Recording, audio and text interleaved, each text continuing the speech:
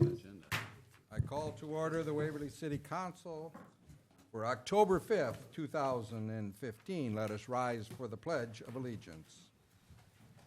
I pledge allegiance to the flag of the United States of America and to the republic for which it stands, one nation under God, indivisible, with liberty and justice for all. Be seated. Let us pray. Dear author of all things large and small, we gather in this chamber room to do thy holy will, to build up life, to care for the young, the old, the frail, giving each special attention, and to reach for the wisdom of Solomon, that our community for which we care may prosper. Amen.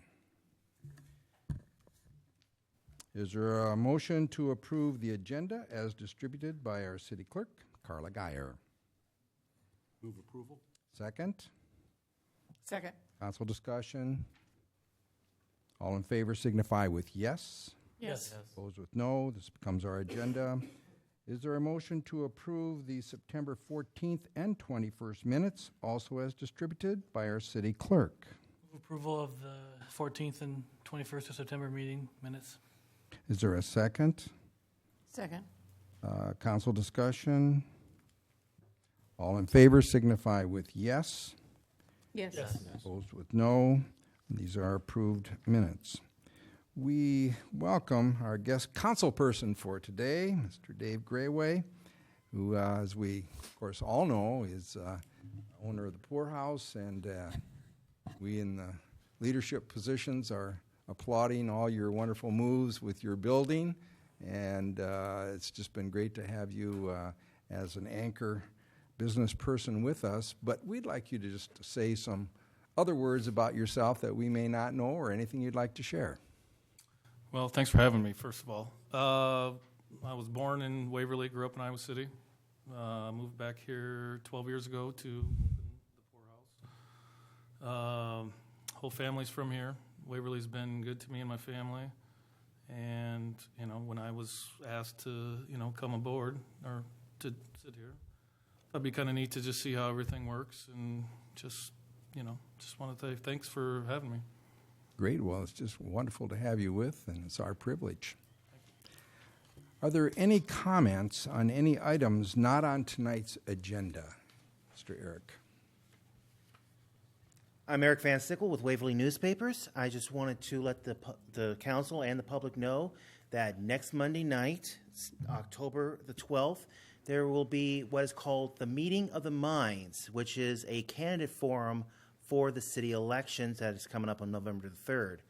Our editor, Dr. Anelia Dimitrova, will be moderating this forum, and we'll be having. We have invited all 9 candidates for all four seats, including Your Honor and Mr. Little for mayor, Dan McKenzie, as well as his challenger for Ward 2, the 3 that are running for Ward 4, as well as Edith and her challenger for the at-large seat.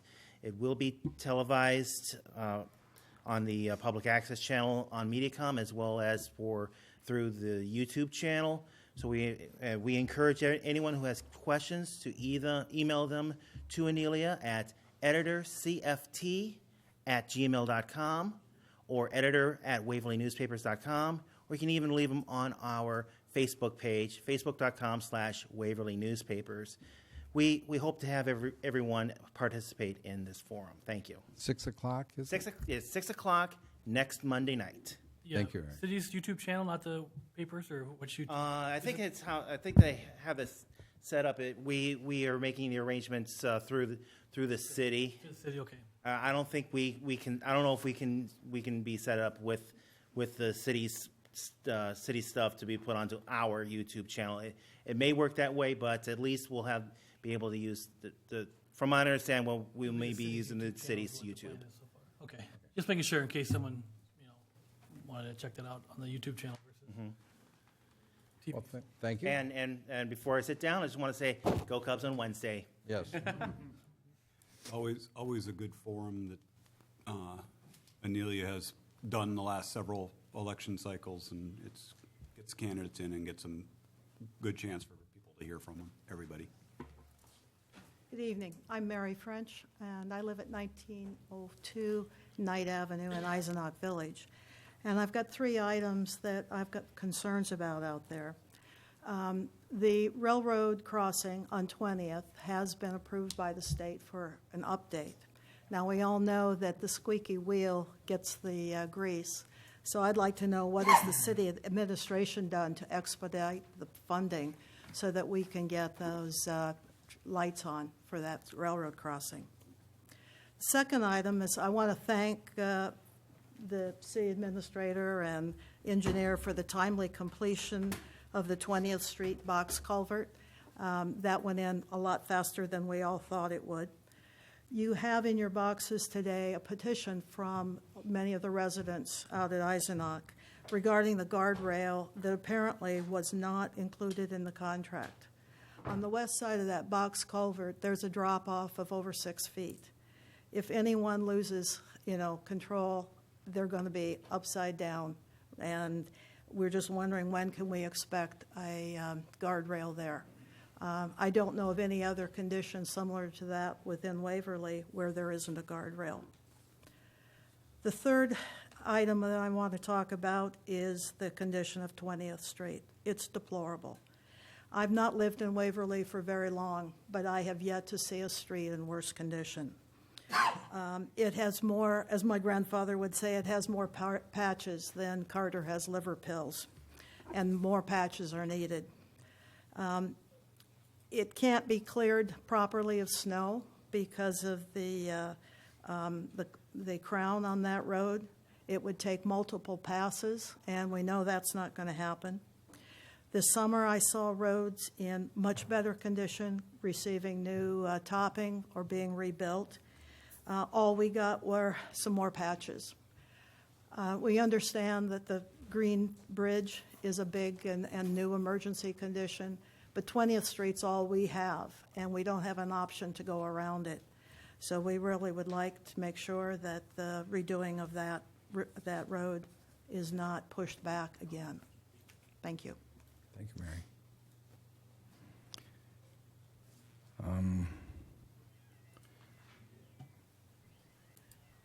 Do you want to answer any of Yeah, the I railroad think stuff? if you'd wait 1 second, there's some reactions we'd like to get to Mary's thoughts.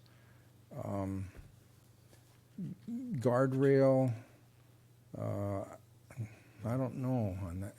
On the railroad also, just. Yeah, and then the railroad, start with railroad. Then. Railroad, we applied for funding. We have not received or been awarded funding. We did have Jim, forget his last name, from the DOT come out, and we did just get a letter, that's what I was looking for here, that went out to all cities that talk about the predicted accident ratio and cost-benefit ratio. So they have formulas for that. We'll go ahead and apply for funding again because that funding is federal DOT funding that comes through the state. Then we can leverage that as part of the local match and the railroad match to improve the intersections. So that is each July 1, the federal funding is made available. So we'll make sure we're checking in with the state this fall and then get in line to apply for funding again next year until we receive it. I think right now on 20th Street Northwest, they like to see a ratio of 0.075, for instance, and we're at 0.017. So different things can change that. The frequency of the trains, the speed of the trains, sight lines can all make that number go up. The higher that number, the more likely we'll get funding. So we're not at the threshold quite yet, but we'll keep advocating for improvements to the crossing because of the factors there. Guardrail, Mr. Cherry? Have you heard of that before? Nope. Okay, Are there any plans to yeah. fix that? With that kind of a drop-off there. The roadway's at the same elevation where she's referring to. The roadway's the same elevation, same width as it was previously, and the ditch is also at the same elevation. So in that respect, nothing has changed. The culvert was replaced, it was lengthened out, but the areas south and north of the culvert were unchanged. I thought part of doing the culvert was we were doing the culvert at the width that the road, when we get to the road construction, was going to be at. The area she's referring to is south of the culvert and outside, really kind of outside the project corridor. No, that's incorrect. It is right at the box culvert. I went out there and looked at that today. There is a fairly sharp drop off there as the when you pull into the backside of the sale barn there where there's parking, there is a pretty significant steep drop off there. But I was just thinking when you built the culvert, I thought the discussion was that we were making the culvert wider in addition to bigger as part of the dry run project, but also making it wide enough and doing the road there at the width that when 20th Street is reconstructed, that it would be at that wider width without the huge crown. The existing Silicate Road is only about 18 feet wide, and to build the road 31 feet wide would, I think, visually make it even more dramatic. So we match the existing width of the road through that area. That wasn't my understanding of what we were doing, but okay. It's capable of having, when 20th Street is rebuilt, the culvert is of sufficient length to accommodate that new roadway. What would it take to put a guardrail up? They can't be that expensive, can they? It's going to narrow the roadway because we don't have sufficient shoulder width, and we never had. And this is the dilemma, is that where do you start and stop the project? A year ago, it was concern over the culvert width. Now it's the concern over the width of the roadway just south of there.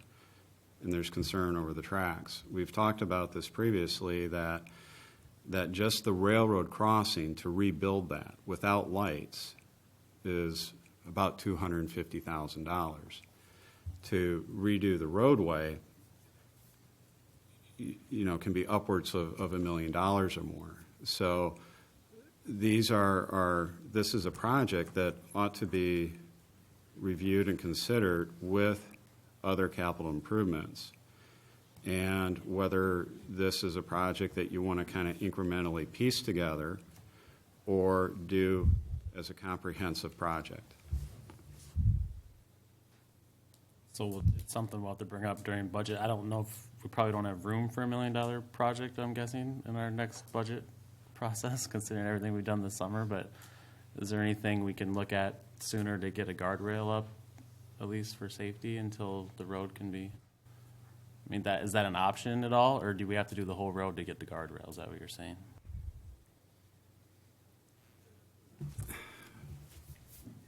I don't know how long you want to carry this discussion or put it on as a future agenda item when we can have actual visuals to show what's at issue here.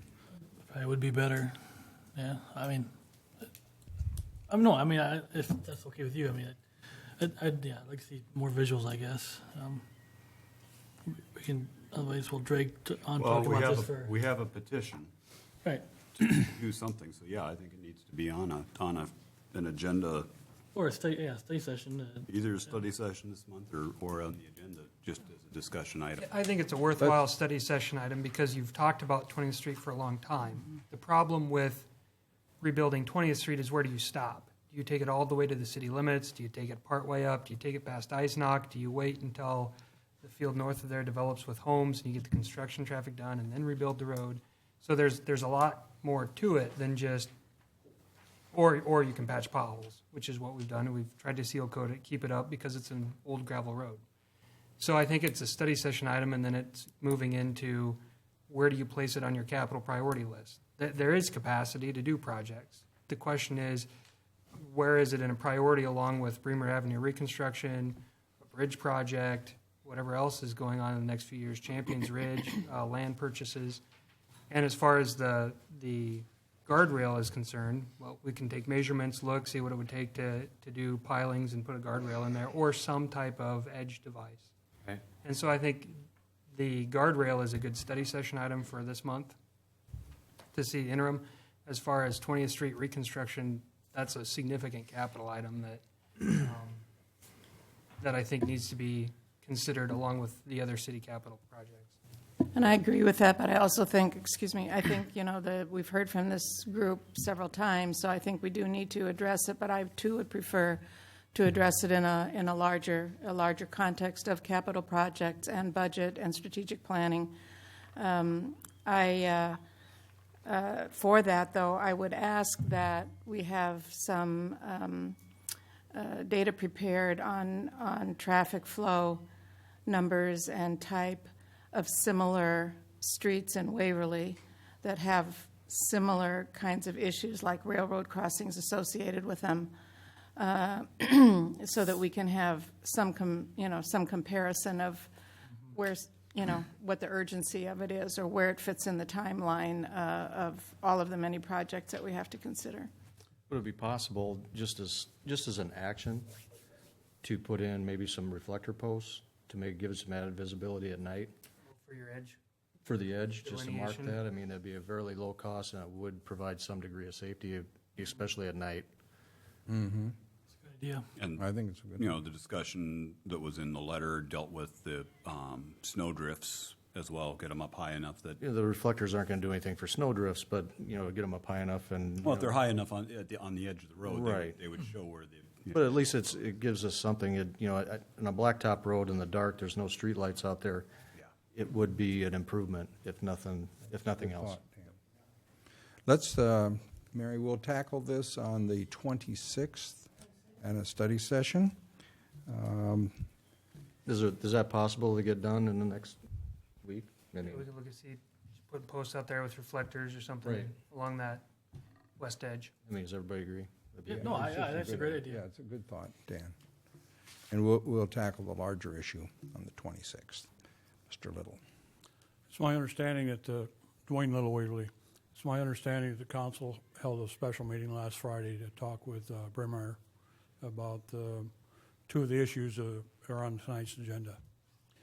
And that council meeting would not have happened because you would not have a quorum without Councilman McKenzie participating by phone, which is in violation of our ordinance. That's not true. incorrect. We had 4 there. Good for. You did have 4. 4 were present. And Okay, but Plus Dan. did we have a councilman participating by phone? he was listening in by phone, yes. But we, Yes or no? The ordinance allows a council member to listen and ask questions, but the votes don't count, and they're not counted as part of the quorum. Okay. We didn't take any action No. regardless, so. Informational meeting. Yep. They moved it to Friday so that 4 could make it. What's that? The meeting was moved to Friday afternoon, so 4 could make it. Okay. Well, it's hard for the public to follow when special meetings are being held and the meeting dates are moved around and locations and times.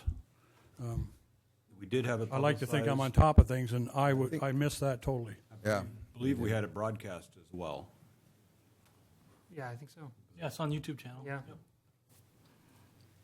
Okay, second question is, has WHKS been put on notice that the city may be claiming damages for the screwed-up design on the 2nd Avenue and 4th Street box culvert that's about 16 inches higher than it should be? We'll address that later in Yeah, the meeting. well, We're we prepared have to that, discuss that during staff comments. We'll do under staff. And comments. when will that be done? During Staff staff comments. We have a Today? presentation. Today. This meeting. Mhm. That'll be today. Thank you. Thank you, Mr. Little. Other public comments?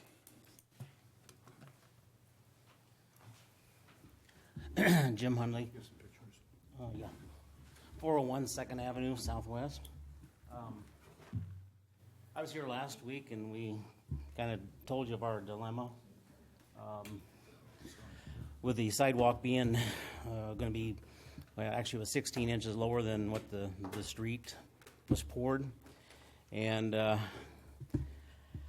think you all got a letter from my wife today on kind of the progress of what's happening there. And we feel like we're being kind of pushed into something here because, within the last week we've had 3 meetings with Phil, Bill, and Mike.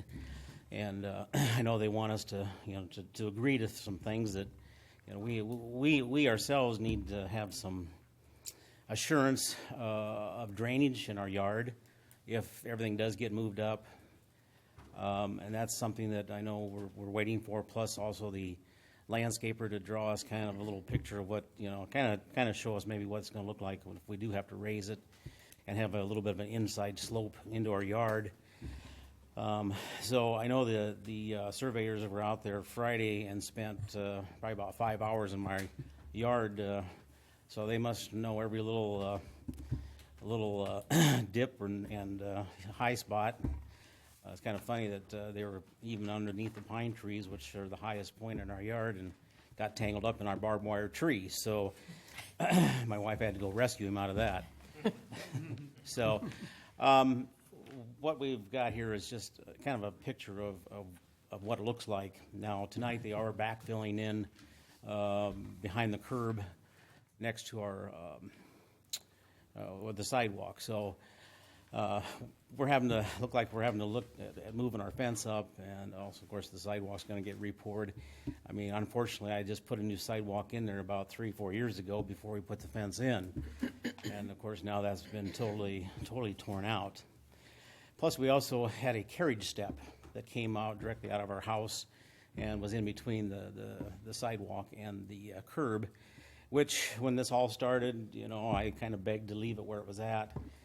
But was told that it had to be moved, or it would have to be gone. So at my own expense, I went ahead and moved the step right after the 4th Street was closed.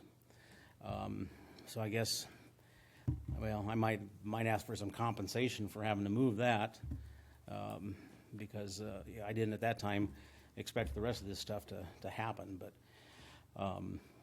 so if Tab can get our picture up here, I think we emailed the picture out to everybody, but I guess I'd like the home viewers and everybody here too to kind of look at this, because Dwayne just addressed that. Now, is this going to also come up later in your staff comments? Yeah, we're prepared to discuss it later in the meeting. Okay. We can discuss it now too. I know it's really whatever the council wants. If we want to go through it all now, we can. Depends on Jim. Can you? We had Well, planned that's one to of the take it nice under- things about not being on the staff agenda, so stuff. we could talk about it before. But I'd kinda no, like to we go ahead can and deal with we can stick around. I guess I'd rather. Would you like to take The care of it pro- now? Is that what you're saying? Yeah, I think we're I'd be getting okay with kind of a feedback. The Pro Tem thinks too that we better, now that we're into it, we could. One of 6, but No, but I think it's fine. It'd be the same amount of time, so you're up here and, Okay, so there is a picture of it looking from inside our yard out to the new poured street. And the reason I took one fence section out of there was to move the carriage step into our yard. I never did get it put back in, but that's about where the carriage step would have been originally too. So to some people, it looks like just an old slab of concrete that's really deteriorated, but to us, it's historic. I mean, it's before there was a concrete street there was a dirt road, and people would have come out of the house and stepped onto the carriage step to get into their buggies. So, I guess I'll let that go up for discussion here. So.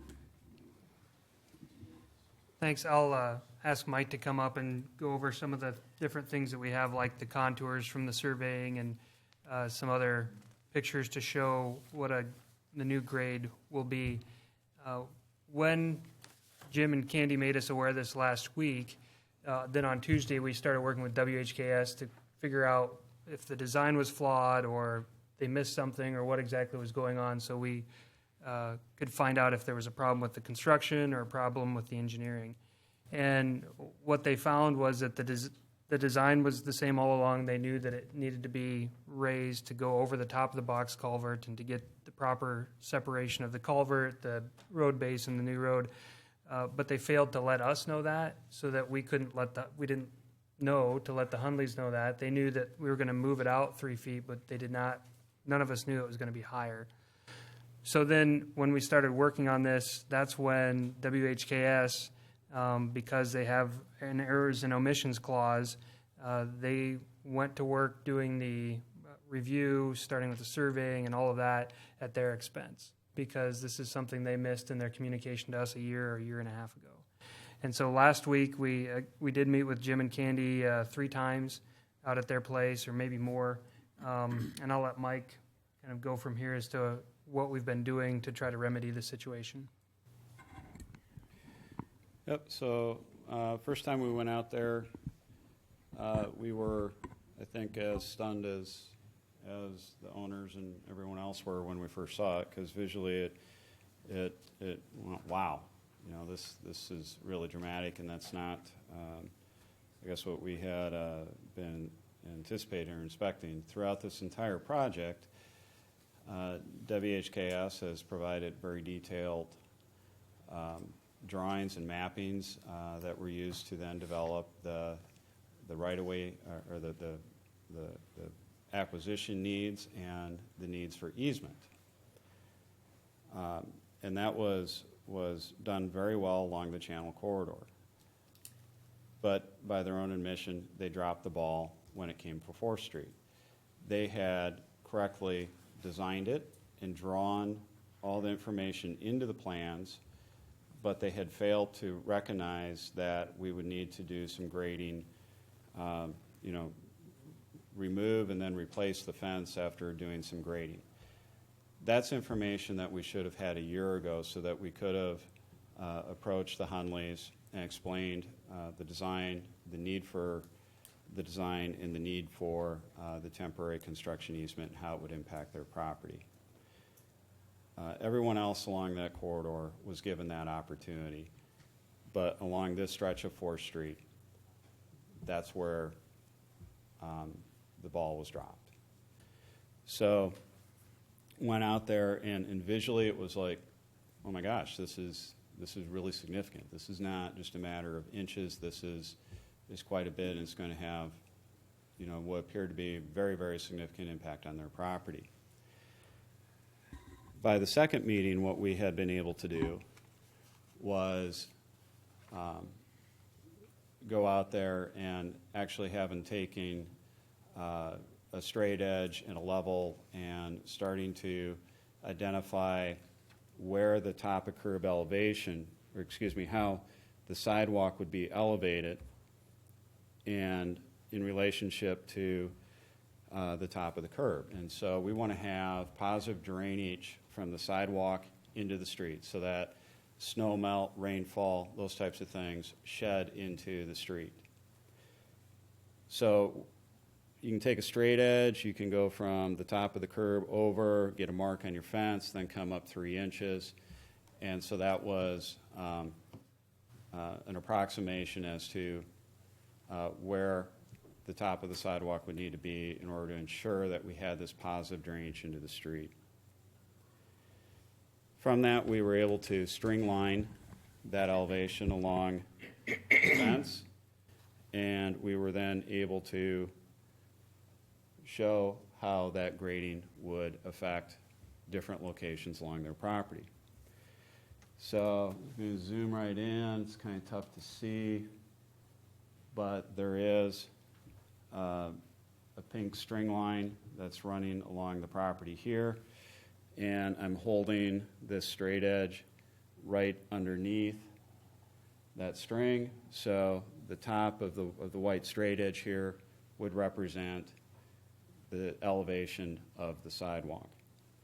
I'm then holding a level. So you can see that if this is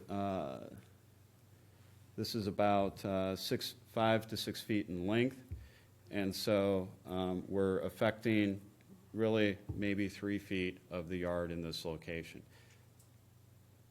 And this is perfectly level.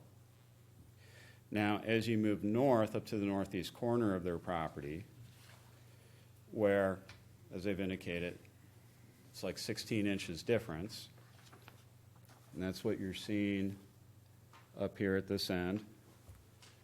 Just visually, you now look at this one here, and it looks like the curb may be 3 feet above the adjacent ground of where it would need to be.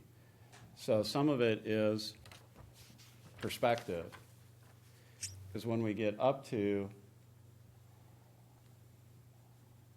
that northeast corner, I now have the straight edge extended out, so that's about 12 feet long. And again, I'm holding it so the top of the white is at the same elevation as the proposed sidewalk. And I'm holding the level. So in 4 feet, you have about 2 inches of fall back towards the yard. Half an inch per foot. So from the edge of the sidewalk to grade back into the yard, you can start to see how that slope would sit. Now, we can certainly shorten this up, and so if you cut that distance in half and maybe went 5 to 6 feet, say to about where my knee is,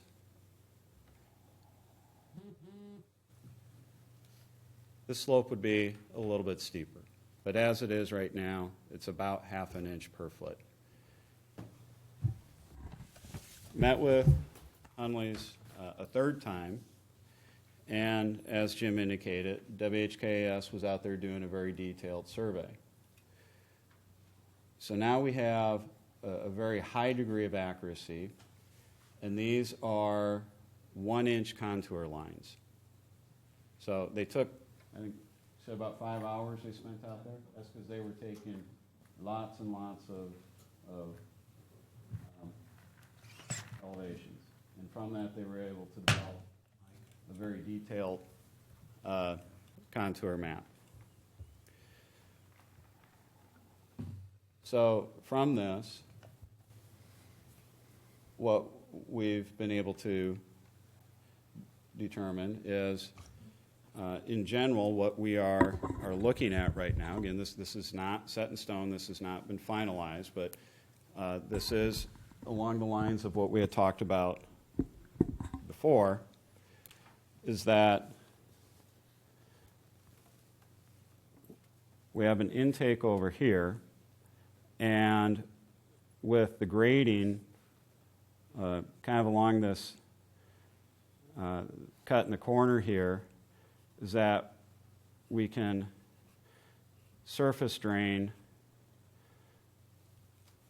to the north across 2nd Avenue into the intake.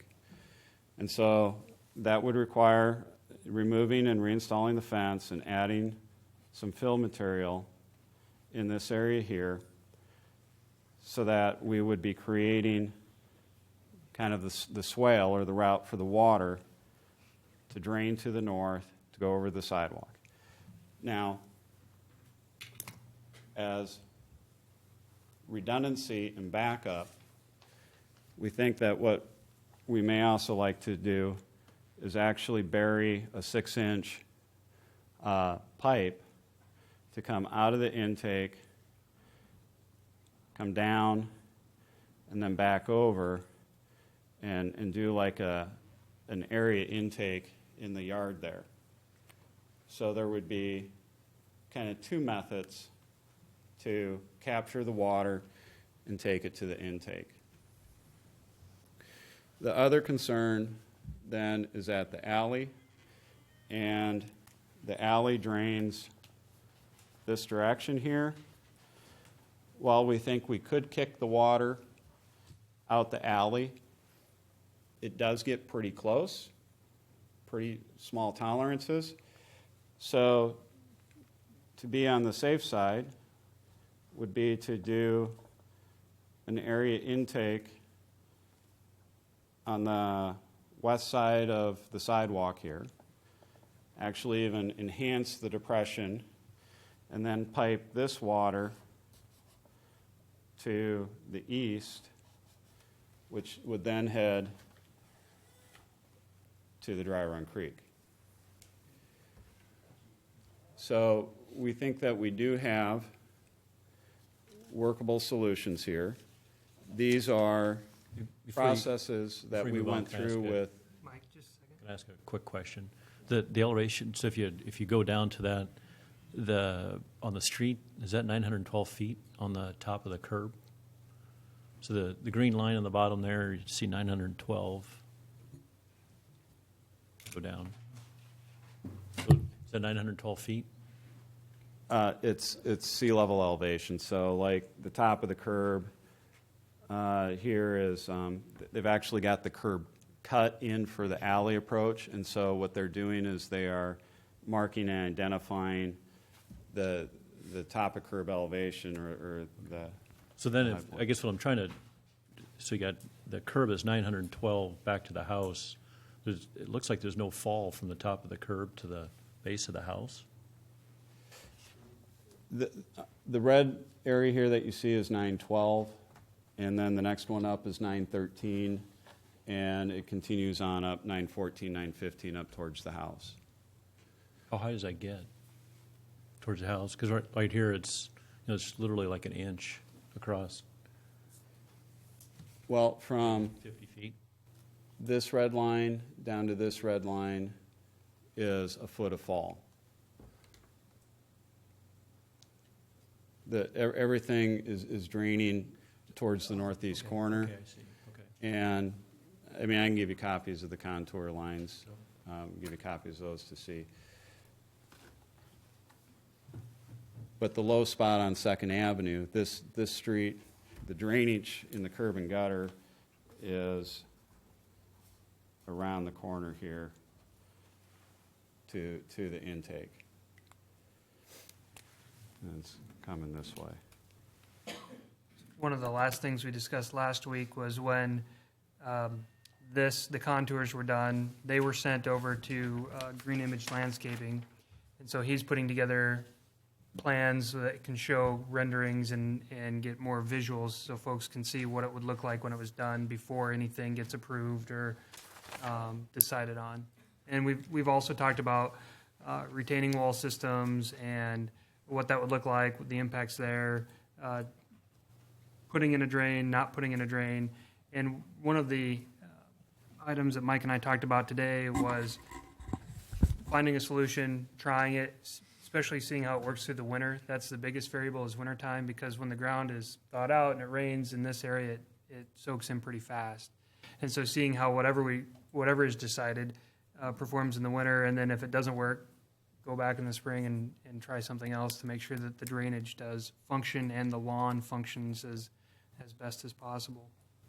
Mike, could you review again on that corner where you had your diagonal lines that you just drew in with your pen?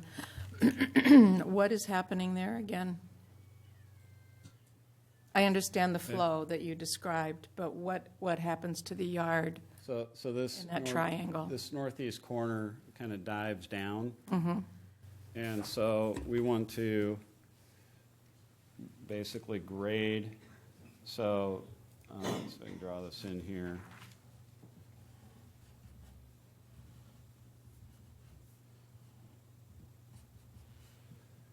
So the swale would sweep around, and we're going to take this corner here, and we're going to tilt that up.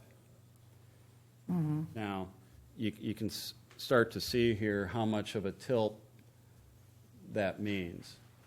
So, you grade it out, feather it out. We can pop out the plantings, replace those.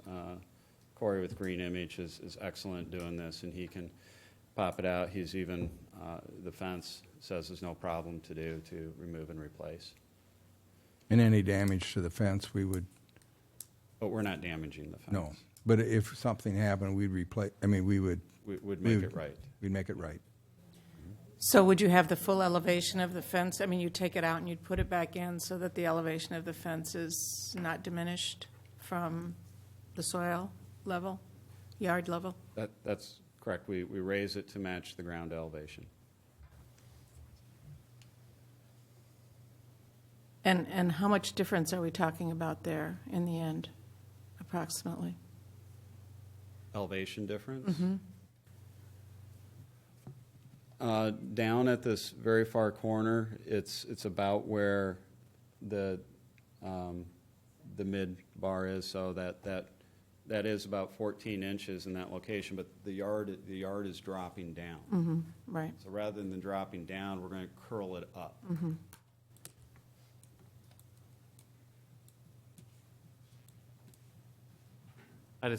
This looks good. I mean, it's very important that I would think going on, continue every couple days checking in with the Hunleys to make sure that it's what they want, since it's their property, and it's kind of a shock to everybody. But I know the fence is over 120 years old or something close to that, so we don't want to lose that. But hopefully we can find a solution. But I think, nothing obviously should be done until the Hunleys sign off on it, and it's what they agreed to do. That agree 100%. Now, what we are proceeding with is backfilling behind the sidewalk has been removed, and we'd backfill behind the back of a curb and bring the grade up to the elevation of the bottom of the future sidewalk, but we would not disturb the fence. And the necessity in doing that is so that we can get the roadway open to the public as quickly as possible. Sidewalk may not be done, but we can't leave the roadway like this and open it to the public. We have to backfill up to within a few inches of the top of the curb. My other question was, the sidewalk's gone and you're going to raise it up and the curb's going to come over, pretty much on top of the sidewalk.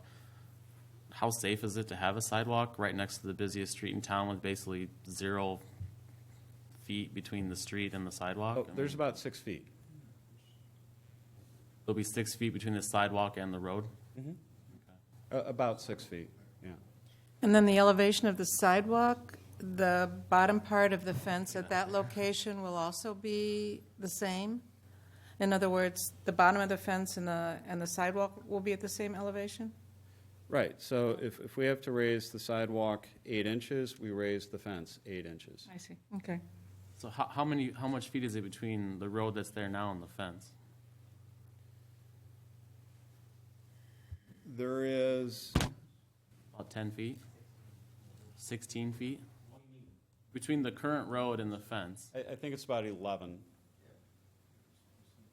So the curb is going to be poured, and that's a couple feet right there, right? 3-4 feet for the curb? I don't understand. I think they're going to move the sidewalk over, Wes. Closer to the fence is what you're going to have to move the. No, the sidewalk is 15 inches from the fence, and I believe, it's about 6 feet from the back of the curb. It must just be distorted somehow in the picture. Yeah. The curb hasn't been poured yet, right? No, it's in. Okay, Yeah, that's the curb. it's all in there. And you're telling me there's 6 feet between that sidewalk and the curb? I think that's about right. Just the angle of the picture, maybe. That's right. That's the challenges that you see here, because this, zoom in as far as I can. What's the normal, like in a normal area of town, how far are sidewalks away from the roads? Okay, so this is the very south end. And again, this is a 4-foot sidewalk that you're looking at. So the gap in between the new curb and here is wider than the sidewalk. So the sidewalk we're putting in is 4 feet, and that's why I think the boulevard area is about 6 feet. I'm just curious about the fence. I mean, there didn't used to be that fence there, so if it's a 120-year-old fence, did the Hundleys bring that in for the house? I see. Okay. He also moved the carriage step by himself. Mm-hmm. Yeah, the fence was pulled from a cemetery over in Independence. Hmm. We went and bought it from the cemetery association over there because they didn't want the maintenance of it anymore, so we took it out and bought it from them, and then had it straightened and painted. One of the issues I've got here is he shows an intake in the alley and then running it across the brand-new street to the dry run. Well, that's all poured, so how are we going to get that culvert to the dry run? Yeah, we're going to remove a section and replace it.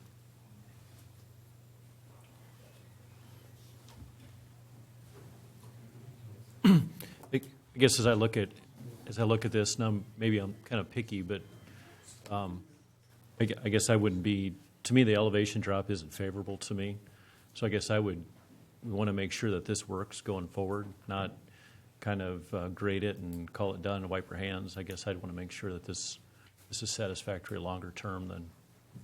Well, that's why we're looking at redundant systems, and we are asking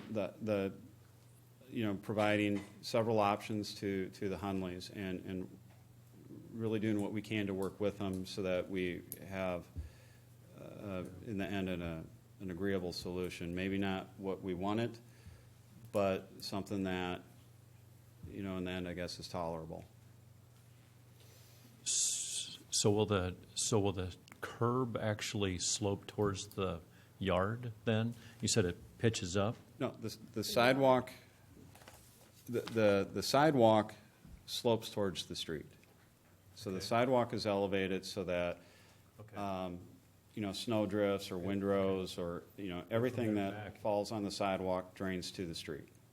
Yeah. Okay? Once we get on the other side of the sidewalk, then this area in through here is going to slope towards their yard, and we'd look at carrying the drainage to the north, taking it to the street.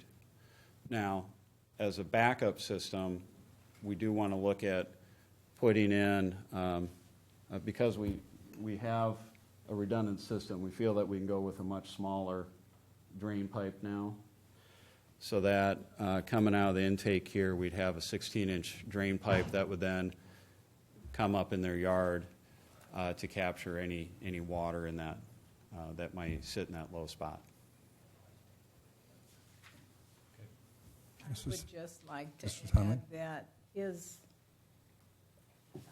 board that he has showing the slope, I wish he would do a little bit more in the corner where it's a big slope.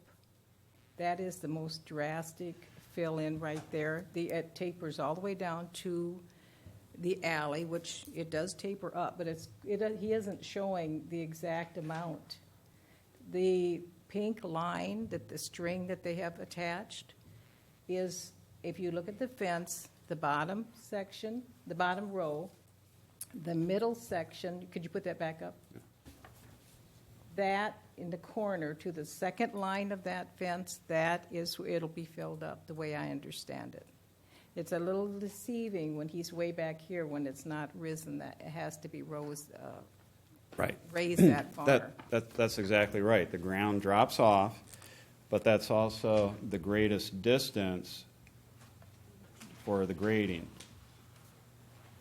Okay, so where on this drawing, showing that maybe have 10 feet of grading, as we extend back to here, this grade line is more like 15 to 20 feet in length. And that's because we're cutting the diagonal here at the corner of the lot. So yes, this is certainly the most dramatic. It is the most significant. That's the most dramatic elevation drop, but we've actually got more distance and you have to to work go with. back at least, if I understand it right, 3 sections up on 2nd Avenue to get that level. Fencing. Is that right? Right. Of the fence, Mm-hmm. for distance-wise. And as far as damage to the fence, there is no replacement for it. They don't make it anymore. It'd be a repo, something like that. So that is one of our concerns. And then we have some trees there that we're having the landscaper look at. We haven't heard it back from him, that we're kind of concerned that by adding this grading, if it would do anything to that. We also have very old cement, not just concrete walk, that they're going to have to raise quite a bit to make it level, and we don't want those broken. So, Okay. Thank you, Sonny. And that is one of the good things about working with Corey from Green Image. When we were out there, he looked at the old sidewalk and talked about how they could raise it up and grade it out. And also the carriage step, he and his brother own a monument company, and so they're used to moving things like that in their other business too. So they said they would be able to reposition that if needed again and try to address these needs. And again, this is looking at it now before you actually get into the construction, but it's been good visiting directly with the Hundleys and walking the property so that we can start marking all these things down that need to be addressed in the plans even moving forward. With the carriage step, I know Jim did ask help from the city to get that moved before the project started, and the city did not do that. Is that, since we're gonna have to move it again, seems like we should reimburse him for the cost that he put in himself to move an historical part of our town. He did come to the city and ask for help and was not given that help, so he did it by himself. And now we're moving it again, which we're not paying to, forcing him to pay for that move, but he did move it by himself the first time. All along, we've been talking about making the repairs, what other damages are part of this, and so that's part of the ongoing discussion. I have kind of a couple of questions. One, who is paying for this? Is that us? Is that WH Gas because they didn't tell us about this? Breaks down. Generally what happens in this situation, on the dry run project, we've had to do a lot of temporary easements and construction easements where we've changed the level of people's yards, changed people's sidewalks, their driveways. And generally, we were looking at doing it ahead of time so we knew what it was going to look like afterwards and we could show them. This situation prevented us from being able to do that, so we're kind of having to do it after the fact, which makes it more difficult. But it's the same concept. We have to, the road has to be where it has to be, so we have to figure out a way to get, to minimize the impact on the yard, to make sure that the drainage is the same or better. We don't want to cause any drainage problems. If we damage any trees or bushes or anything of that nature, we pay for that. We have agreements with people along the dry run. If we have to take a tree that's on their property, we have to compensate them for the tree. So the best we can do in these situations is try to avoid damaging the trees and minimize the damage. Now, with regards to the cost, WHKS, they're doing all the engineering on their own because that should have been something that was included in what they charged the city. But the fact that the road is higher than the yard is something that we would have had to do no matter what. We just found out about it later instead of earlier. We still would have determined what it would take to acquire the easement necessary to complete the work. We would have done the work, and we would have paid for the work as part of the project. So the engineering part is the part that should have been done as a part of their contract. So they're taking care of making sure that they don't bill us anymore for the extra work they're doing. They're keeping track of the hours they spend on the project, this part of it, and they will not be including this as any against the project. Now, with regards to the things that we'll have to do with regards to Mr. or whoever does the work, moving the fence, grading doing all those things, that would have been a normal part of this project had we known about it from the start.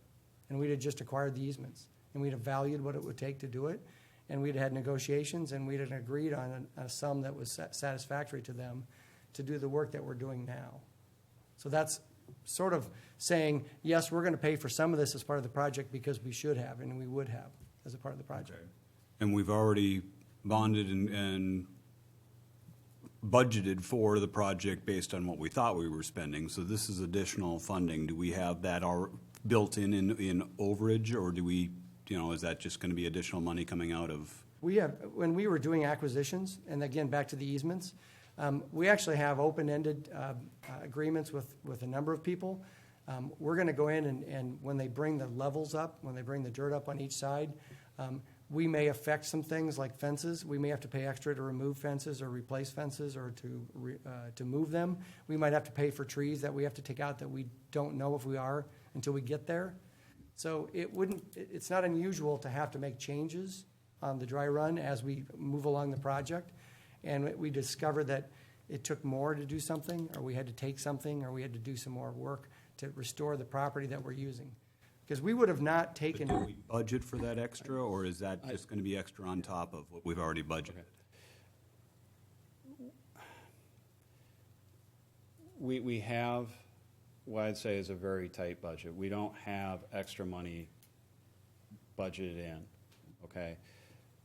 But throughout this whole project, we're also trying to find ways where we're going to be able to save money. where we're able to reduce our cost. So there are pluses and minuses on this project, just like with any other project. It's too soon to tell you where we are and where we intend to project it. But what we do have coming up is finalizing the Parkway project, of which there's over $250,000 left over in the budget. And you'll see that on the agenda memo. Portions of this project, and this is one of those areas that is eligible for TIF. It's within the TIF corridor. It's TIF funding that's left over and TIF dollars that can be used on this project in certain locations. So we always are looking for cost control, and are there ways to, reduce costs.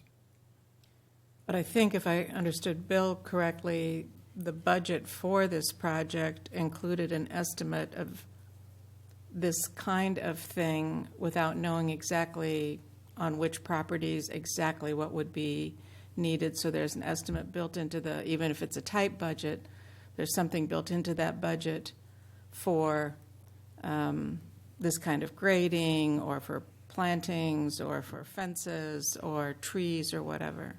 This whole project came in 20 to 25% over the original estimate.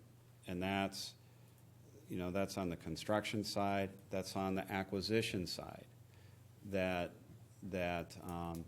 from where we looked at assessor valuations and acquisition costs, in the end, we spent 20 to 25% more than was originally allocated for that. So I say this is a very tight budget. There is no cushion. And so we are doing everything possible to identify ways to control costs. And that's where, as Bill indicated, on some of these temporary construction easements, we have not yet reimbursed them for tree removal because we may not need to remove the tree. So those are things that we are going to continue to scrutinize as we proceed forward on the project. I'm not asking the city to pay for this, but my wife and I and Phil and Bill and Mike all heard Scott Sweet say it was their problem. They're willing to do whatever it was going to take. I don't think the city should be hung for this. I think it should go back to WHKS. They admitted the problem. We intend to try to do that, believe me. Does And this is an iconic house in town. It's something we want to make look right. We want it to look good. We don't want to ruin the fence. We want this property to look as special as it does today. Does the speed of the project if we finish early, will we end up with a little bit of surplus? Yeah. Surplus? Well, we actually, less than projected? Let me put it this way. We had incentive provisions. I don't think they're going to hit their incentives. Okay. Because, as you know, 4th Street's not, we're behind schedule on getting that opened up. We're behind schedule around St. John's. And as I talked before, their challenge is putting together enough crews in order to do the work. Some aspects of this project, they needed to have 2 crews, and they only had 1. That's not our problem. That's their problem, and there are consequences for them because of that. So, in some respects, the project's not moving along as quickly as we had hoped it would or as we thought it would 2.5 months ago. It's that slinky dog, and we're really struggling to get the back end caught up to the front end on this project. So we've covered a lot of ground in the public comment section. So I don't know if you're looking for more information at this. No, I think point. this is helpful, though. Do we foresee any other situations like this? To me, mean, I know it happened, but it seems kind of unusual that that this wasn't completely taken care of beforehand and stuff. But so, do you foresee any other? We're going to go back and we're going to have a sit down with them, and we're going to scrutinize everything that we have ahead of us, so that we The can north try to corridor. head this That, off. that was one of my questions, because looking at the box culvert on First Avenue Northwest that's been done, if you look at where the top of that is and where the street level is out by Fifth Street, I go by that every day and I look over and it's like, it seems like 2 feet above where the current street level is, and that was where it actually dipped down before, but the culvert is. So are we in a situation there where they're coming in with the street's going to be higher than it currently is? Well, obviously it's going to be higher. Well, yeah. Drive through. But Are they going to impact the housing on either side? The two driveways to the east, yes. That's Okay. And we already had one of the homeowners come to Board of Adjustment for a Variance on the width. a of the variance driveway. on the width for the driveway. which had and- nothing to do with the culvert. But what I'm concerned is if that height of that is coming over such, and part of I don't speak very often at Board of Adjustment, but I did on that one simply because coming over that height, it's like, anybody comes on that with any speed, they may be, could potentially even get airborne on that because it looks like the height of it. So I don't know how much of a crown that's going to end up with. But coming to the east, if there are any cars parked on the side of the street, you may not see them from the west side of that culvert if there's any kind of a crown. And it just seems like we're running into a situation there where it's going to be much higher than previous, even as it's coming down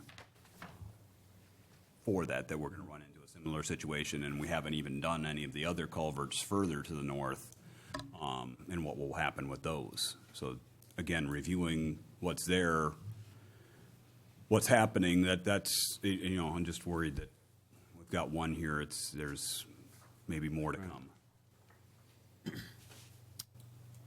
Yeah, I know there's a driveway that is on 3rd Avenue Northwest that would be impacted probably by the culvert. And then there's, even my yard, there's trees where the stakes, my trees are inside the stakes, so depending on what they do with the land, I'm gonna lose trees, but that's true of everyone north of Bremer, so. Well, I think, the first and most important thing, which I think we've all said in one way or another, is that, and it sounds like that's your plan, is to deal, regularly with the Hundleys and make sure we do right by them, and keep us posted. I would ask on whatever your conversations are with the rest of the project and we need with to have with that. the firm. Thank you for I'm sure you will. I know you're. Well, that's I why can the three caught of us twice. have been meeting together with them when possible, because, representing the engineering side of it, the legal side of it, and the administrative side of it, so that we can maintain communication, make sure that we're going to be able to work with the Hundleys and make it right. I want to move on. Is there something new, or is this the old, or I want to move on? It's been made, this whole room has been made to believe that we would have had that 16 inches of elevation in the middle of that intersection no matter what. That assumes that we could not design a culvert that was shorter and wider that would create the same crossflow. The city of Waverly, and everybody lives in a town that would ever drive on 2nd Avenue Southwest, approaching 4th Street from the east side, just walk down there and take a look at what that street's going to look like on that approach as it goes uphill, that 16 inches. Look at what the sidewalk on the north side of the Hundleys is going to be, a sidewalk that goes uphill to the intersection. Same way with 2nd Avenue, it's going to go uphill. It's really obvious. So in the wintertime, we're going to have cars, citizens that can't get started on corners. We got slip and fall increases on the sidewalk for the property owner. And we're doing all this because we want to save that engineer's tail from having to pay for tearing up that street and taking the box culvert out, which is what should be done. But we're going to ram this down the citizen's throat and put a grass waterway and an intake in the middle of their yard. And I can't imagine anybody watching this program or anybody in this room that would take having a waterway run across the front of your property with an iron grate in front of a classic home. Thank you. There are 6 items on tonight's consent calendar. They are: Boulder Contracting has a bill for the Bremwood area sidewalk extension. Woodruff Construction has a pool renovation bill. Peterson Contractors has a dry run bill to be paid. Chosen Valley Testing has a bill for the Public Service Center. We have a beer license for Denai Holdings for the complex. We have a liquor license wine permit for Self-Help International. Is there a motion to approve? Move the consent calendar. Is there a second? Second. It's motion second. All in favor signify with I had a question on well, one I was going to talk with the dry run one, but that we'll deal with. The beer license for the complex. Yep, I can talk to that. Can you talk to that? Because my understanding is that was going to be like a youth wrestling It is. camp. This, would they need a beer license? This Saturday, they're having a big open house, and Dan Gable is coming, and they're having a big grill out and festival thing with Dan Gable and giving a tour of the facility so everyone can see all the improvements that have been made. Okay, it's for that purpose. You say, yeah, it's a 5-day. It's just a 5-day. Yeah, I saw it was a 5-day one. It kind of jumped out at me that my understanding was what they were putting in was the youth wrestling one. I was like, they don't need beer for that. But No, there's a if big, it's a fundraiser, then that's fun. It's a big open house this weekend to show all the wrestling things, and Dan Gable's coming to town for that and going to be there. So it's But that's good information. Thank you for sharing that, Be and cool. wiggling that in there. turning the old junior high into something useful, which is nice. Yeah, and we hear favorable reports. All in favor signify with yes. Yes. Opposed with no. Unanimously approved. Regular business item number 1 is the Cedar Valley Engineering third engineering opinion that's coming our way, and Mr. Butch Kay, on the Green Bridge. Long awaited, much anticipated. Mr. Kay. Engineers are not doing well tonight, are they? How do I turn this on, Tab? In the interest of time, we probably can streamline this considerably, but you all have copies, and so primarily I'll put these up, if it works. All right. It's your mic. Yes, thank you. What happened to the lavalier?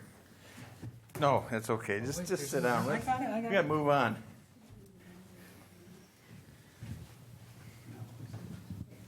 I get so we can get the body of the letter. I don't care about the signature and other stuff. Your voice carries anyway. Yes, I know it.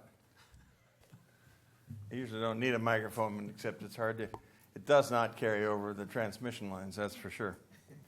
All right, we'll begin right at the front. The letter clearly states that it's my opinion the bridge does require immediate repair work, but the work required does not prevent the bridge from being reopened to the vehicular service level that existed at the time of its closure.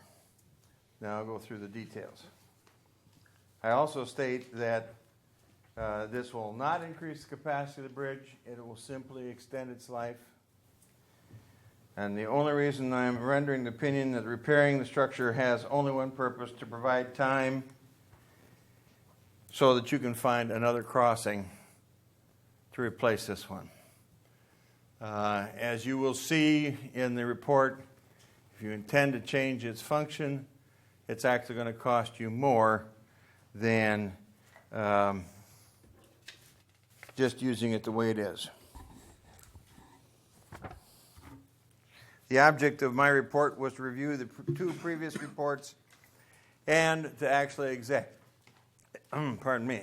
the bridge. I'm so excited from an hour. Specifically to have it handle a 5-ton one-way vehicular load and an open sidewalk. And of course, the 2 reports we considered were WHKS's biennial report of 2015, the one that actually caused the bridge to be closed, and the VJ Engineering study, which was intended to come up with solutions and cost estimates for how it could be restored to use in some form or fashion or to be replaced completely. So we'll go through the bridge, and we'll start with the superstructure. And we're following the same format of analysis that WHKS did in their original study. So we will start with the bearings. Now those are the things that the trusses sit on. They can either be a rocker or they can be a pin. And the WHKS report called them to very poor condition, and they are. There's no question about it. But we must separate the bearings from what we call the L-knot connection. That's the bottom corner. They look like they're the same thing, but they don't provide the same function. And if they fail, the failure is completely different. If the bearing fails, the bridge will slowly settle. And it won't settle any more than the depth of the bearing, which in this case is 8 inches. If the lower connection, the L-knot connection, fails, the truss failure will be catastrophic, instantaneous, and very exciting. It'll look just about like the Y building going down today at Des Moines. Okay? So my concern primarily is the truss. The bearings are in bad shape. How to evaluate their deterioration is argumentative. VJ did not take it on. They analyzed it as if it were new. It's something that we need to look further at and possibly replace at least in 4 locations. The rest of them are fine. Now, we're going to replace them with a rocker type? No, we're not. But that's a different story for a different day. The second thing is the main trusses. And this was an area where VJ said reinforcing was required. However, in analyzing VJ's report, and this will be hard to read, I'm putting it up simply to show the people watching on television that the numbers are there. You guys can read it more carefully because it's closer. I did find 5 errors in selection of the section. In other words, it's a typographical entry, but unfortunately the computer doesn't straighten out your typing for you. In attachment A, you will find that the actual weights of the truss were measured and computed. I need to back up a bit because the first statement was that they had used the assumed weights of 1917. In 1983, we reduced the dead load on the deck by almost 90 pounds a square foot. And in 2004, we reduced the dead load on the sidewalk by a significant amount, about 20%. The bottom line is that the dead load has been reduced significantly, and that needs to be taken into account. They did not do that in the VJ analysis. The second thing I found was that they did not, or they made a mistake in the data entry. 5 sections were misidentified. The gross area on 9 sections were wrong. Gross area is the primary factor in determining the strength of the truss.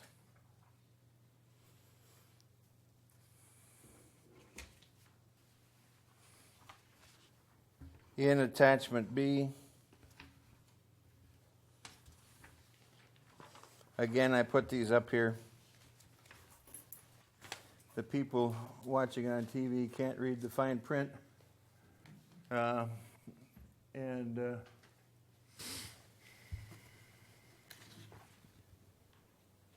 first page identifies the east truss.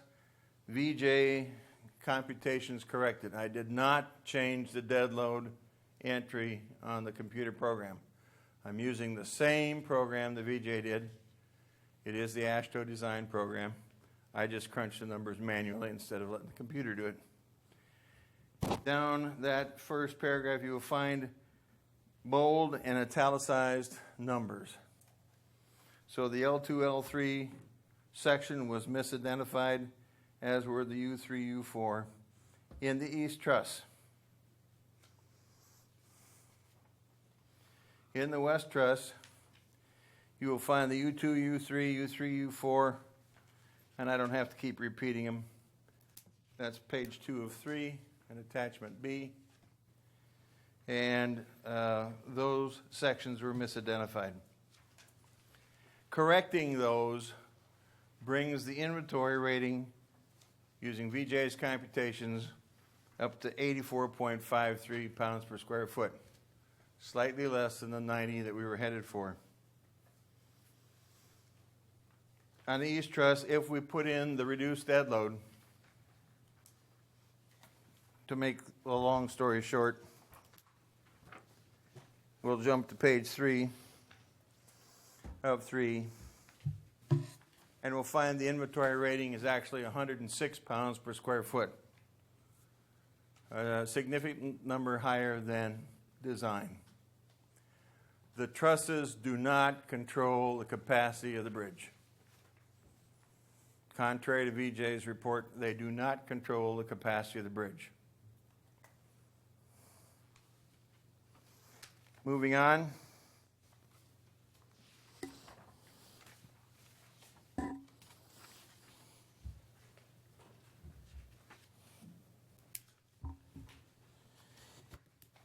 Page 3, floor beams. I found that the floor beams actually have a 40% loss of section in the lower flange, certain beams. This was not brought up in either one of the inspections. And we found it because we were down there with a chipping hammer and a lift, chipping around instead of just looking at it. And it popped off. However, we recomputed the capacity with the 40% reduction and the load reduction as it currently exists. And so while the floor beam capacity has dropped from 280 foot kips, a kip is 1,000 pounds, okay? It's not a little fish in a can.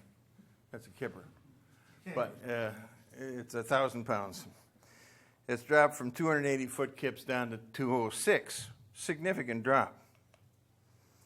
But because that original bridge was designed for two-way traffic and we're not using it for that, and we're using the 90-pound standard, the actual capacity, with even losing that much floor beam, is still 138 pounds per square foot, or 1.53 times the design load. Now, when we analyze the trusses, we use the uniform weight across the bridge because the truss basically sees the distribution of weight, whether it's a vehicle or a uniform load, about the same. But floor beams have to be analyzed for a specific axle load. And so we created a model where we have two straight trucks that are running bumper to bumper, and the critical load on a floor beam will occur when an axle of each vehicle is 3 feet away from the floor beam. And so that was run through analysis, and allowing for the 40% reduction in the flange area, we still came up with an inventory rating for a vehicle of 7 tons. It's currently posted for 5.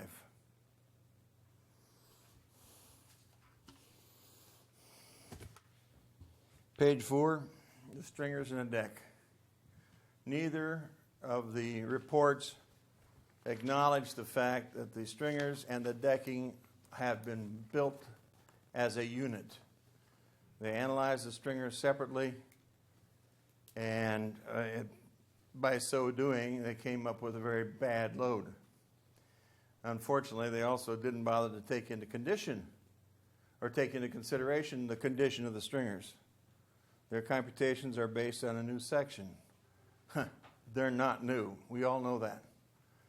But in 1983, when we rebuilt the bridge, we put the decking down so it was tight. It was welded to the top of the top flange of the beam. And then there are shear clips at the end of each span. People ask me what those little square clips are, but that's what they are. So in effect, the decking is replacing the top flange of the beam, and the beam and part of its web actually become the total lower flange. Now, if we take that decking off, then we lose that capacity. You put a wood decking on, you cannot regain that capacity. So if you talk about putting a wood deck on, you're talking about replacing all those stringers. As it stands now,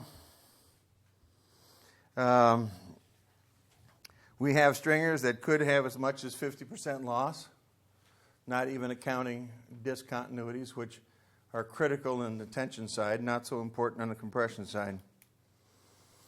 But if we analyze it with a 50% loss,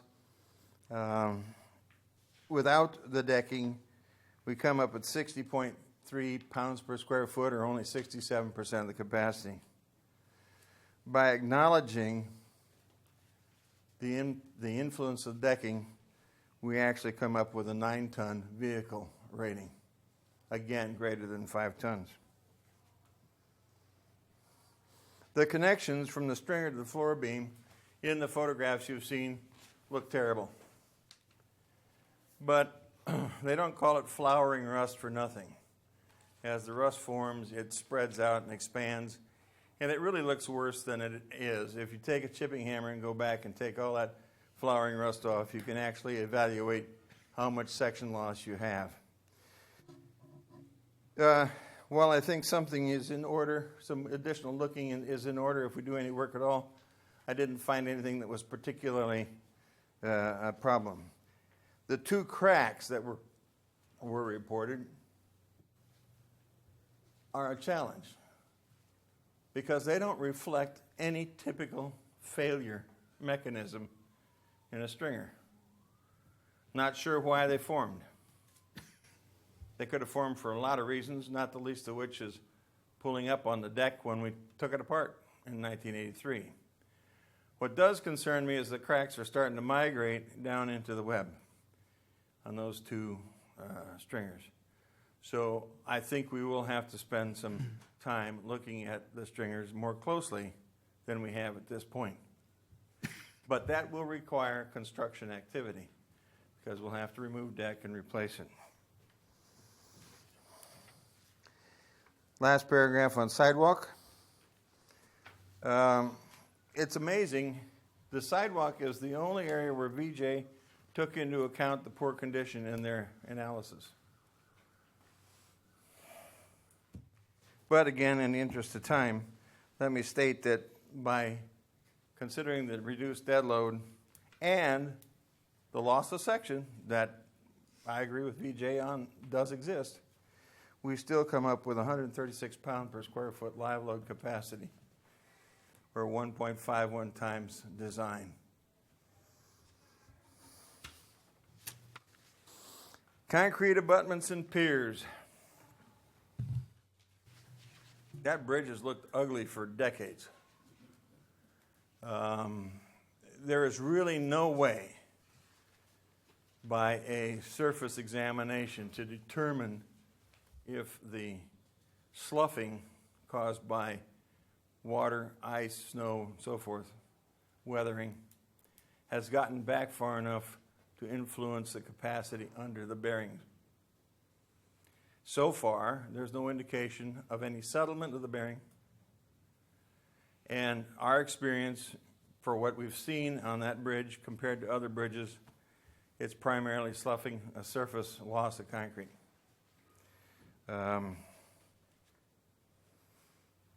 I think we need to look at it more thoroughly, but I don't consider it requiring any immediate attention. Not addressed in either report is what those foundations are setting on. The plans call for piling, or at least ghost in piling, but there's no way of checking those. Again, It's performed for 98 years without settlement or movement, even during the 2008 flood. And if its foundations were bad, it surely would have gone at that point. It did not. So it's my opinion that the foundations are performing as expected. Conclusions. The bridge can be reopened to the level of service that existed before it was closed, thus allowing time to develop and enter into a repair contract to cover a few items that I think need to be addressed from the construction side. And they are listed in enclosure 2 of your letter. And if those are done, I suspect, it's my opinion, that it will survive another 5 years. For the TV audience, I will see if I can't find the picture with the prices on it. You have them in front of you, of course.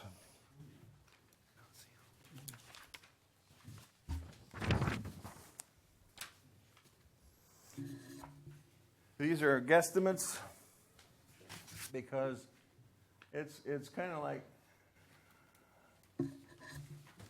fighting cancer. You never know what you're going to get into. If we have to look and do anything with 50% of the floor beams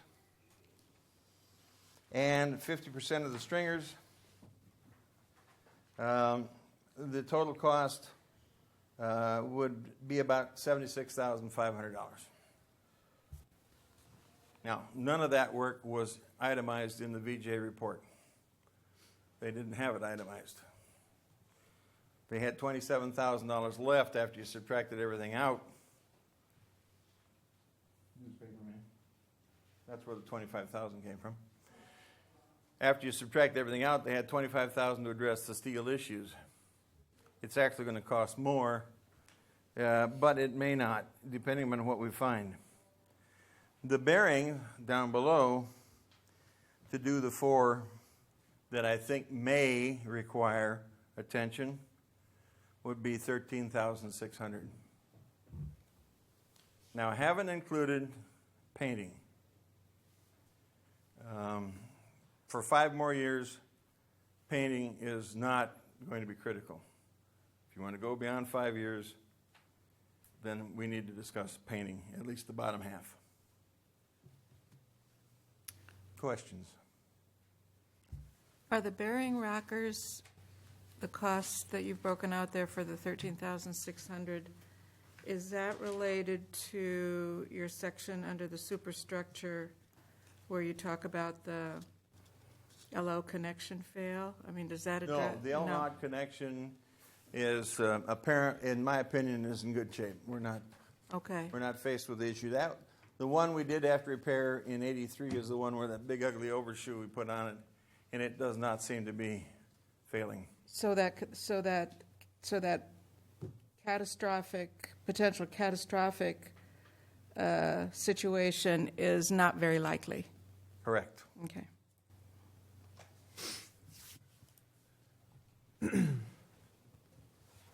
And it's not related to when you say that in that same section in your narrative where you talk about replacing the bearings to avoid torquing the trusses.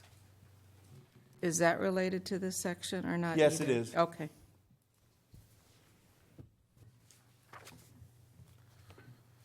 So basically, we can open the bridge tomorrow if we wanted to, and you're recommending that we do these fixes next summer to extend the life of the bridge so that we can plan for a bridge in a different area in the future. That's the correct analysis. I have 2. How soon can we vote on opening the bridge? That's probably not. Can we amend the agenda tonight to do that tonight, or do we have to wait until 2 weeks? Or it's been closed since February. So. You can't amend the agenda tonight to take action tonight. Okay. We didn't vote to close the bridge, though. Do we need to vote to open it? Yeah. Is that That's something true. that We didn't vote to close it. I'm just wondering, is this something that, we have Mike double check it, and if he concurs as city engineer, I mean, Butch is putting his reputation on the line saying that it's safe. My biggest fear is that if we open it, that there is a catastrophic failure, but I don't think Butch would be telling us that it's okay to keep it at the current limits if there was a high probability of that, or any real probability. We never know. Something could happen. Somebody could drive into the side of it and knock it down, too. That's correct. And you have two engineers who recommended it be closed, but of course they did it in pretty general terms because, in my opinion, it should be closed in the near future. But your question was, could we leave it open, and how could we do that, and how long would it last? And that's what I've answered. There was some discussion earlier, too, on adding speed bumps, and that would be easier on the bridge. Is that correct? Not quiet it down, but is that a possibility to install fairly quickly? Yes, it is, but I'm not sure of the value. And here's the reason. The bridge will be affected by what we call impact, and impact will overload the bridge by 33%. If you put the speed bumps close enough that they do any good to slow the vehicle down, all they'll do is jump over the bump and land on the bridge, which won't help at all. If you put the speed bumps far enough away so they won't land on the bridge, by the time they get over the speed bumps, they'll speed up and go back across the bridge. You're only talking a couple feet. I mean, if you move it back far enough, move it 2 foot from the edge of the bridge, I think, Dan, it would probably help, but my point is that there are two sides to this that you need to look at. Well, there's also, you said that speed is a bad thing for the bridge, correct? Speed is. You're always going to have the people that are they're going to drive over the speed bump, and they're going to go like hell across the bridge, and then they're going to slow down for the other speed bump. Or they hit it and ruin their car, which would Yeah, teach them a lesson. Which does. Could we do? Could I think we, there's a safety issue too with the ability, of people be able to see it on the outside the side of the bridge if they're coming across that bridge. And I know for a fact, believe me, they go in excess of 35 miles an hour across that bridge, and it's not a safe thing. That's my concern. Removing the snow over the speed bump next to that tight structure would also be something we need that Mike would need to worry about, because speed bumps are not easy to remove snow, and we don't need to have ice forming or packed snow on either side of the speed bump that we couldn't get up unless you hand shoveled it, and have somebody slide off into the bridge. could we do rumble strips that are Now, big that's a enough thought. that would gonna tell you the alert bridge is ahead. everybody that slow, and then post it, and then have in the middle we No, could that's the do way Dan up in the middle we of could the have a night. camera. You put a camera on there? A Yeah. camera there, yeah. I mean, I'm serious. I think if we had, I understand. I was just yeah, thinking to if see we what did happens. rumble strips, yeah. Got a lot But of we need to slow people down. What Dan's saying is absolutely correct. People pick up speed there. I don't know why. We need to slow that down for several reasons, including the noise. The 35 mile an hour is not really going to hurt the bridge. It's the impact that normally comes with speed. When they go over the change in elevation at the pier, they jump over that plate. Okay. And that's impact. And that's impact right at the end of where the stringer is made into the floor beam. And that's not good. So there is some importance to the structure, safety of the bridge for speed, but it's mostly for the safety of the drivers and the public that you need to slow it down.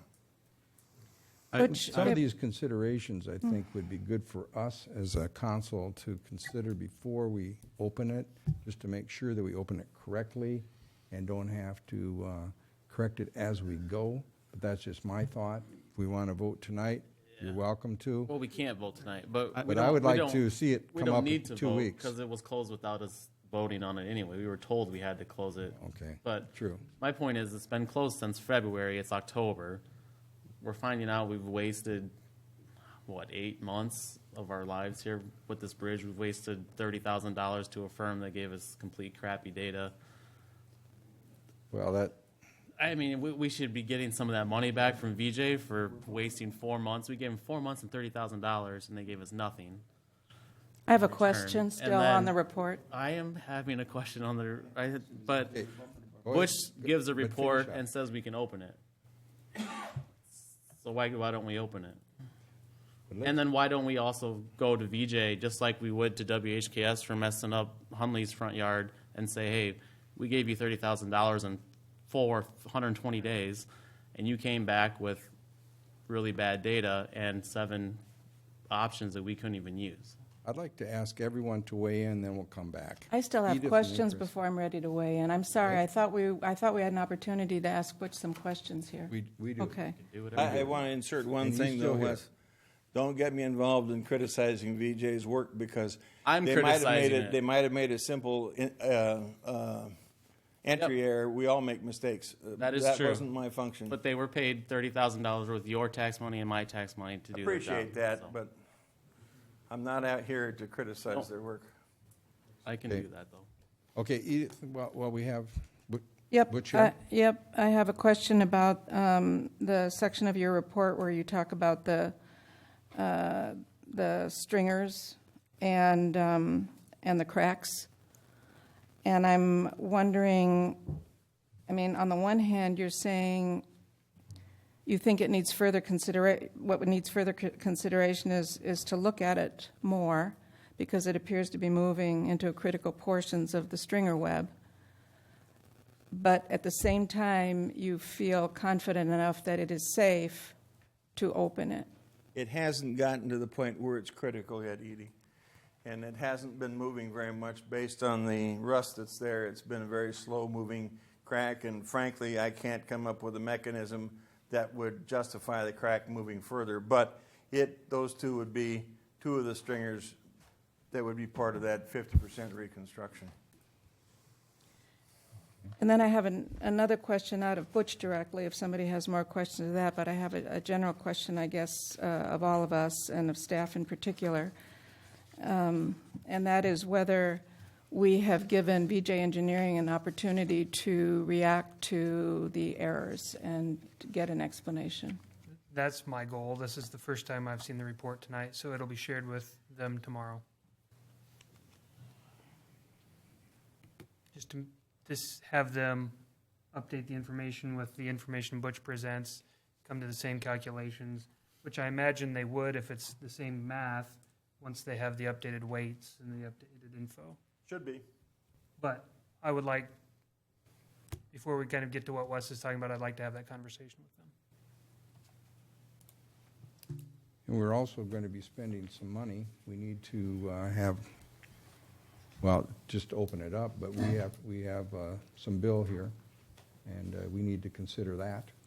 Yeah, we had, I think, about, $150,000 in the maintenance fund before this started, but now we've spent 30 with VJ and 10 with Butch, so we should have enough in the fund to cover 90,000 fixes next summer. That's why we've been putting that away every year for 15 some years now. 40. I guess obviously, Butch has done his due diligence, and I guess my opinion would be to open it, as he suggests, and follow his recommendations to go forward. Yeah. Now, other questions before we get in the weighing in? Anybody like to? Yeah, Chris. Yeah, no, I appreciate your work, and I agree with Dave. I see no reason not to open it. Going forward, like your fixes you're proposing, because I hear a lot of different things in town. Well, we just got to do these fixes, and we're gonna get 20 years out of this. I've heard that from so many people, and I've corrected them many times. I know it's your opinion. This is about a 5-year fix, and then so on, and I think we should be looking at another crossing. But when you talked about painting, so what do you have a guesstimate of what the painting that bridge would be? I do not at this time. I'm not sure what the current price for trusses is. There are very few trusses left that are painted. So I'd have to get into the DOT's database and get the current price of painting. I would assume blasting it or getting it back to the silver that it was originally or whatever is more expensive than just continuing with the green paint. Well, you're going to have to blast to get rid of the rusting and the flowering anyhow, and but that was totally blasted in '83 and painted with the current product, which was not lead based, whereas the old silver was, and so it shouldn't cost as much to repaint it in 1983 dollars than it did in 1983, and but of course I have to look it up and see find out how much they're getting. One more time on the, if we sandblast, paint, the longevity of the bridge, 5 years without doing that? Well, I think so, and I And know, if we do it- you hate to hear me say I think so. Here's the reason that I'm saying it that way. There are things that we want to look at in this repair program, and that might reveal a place that we need to spend a little bit more effort on. But if you want it to go beyond 5 years, you're definitely going to have to do something about protecting the steel that's remaining.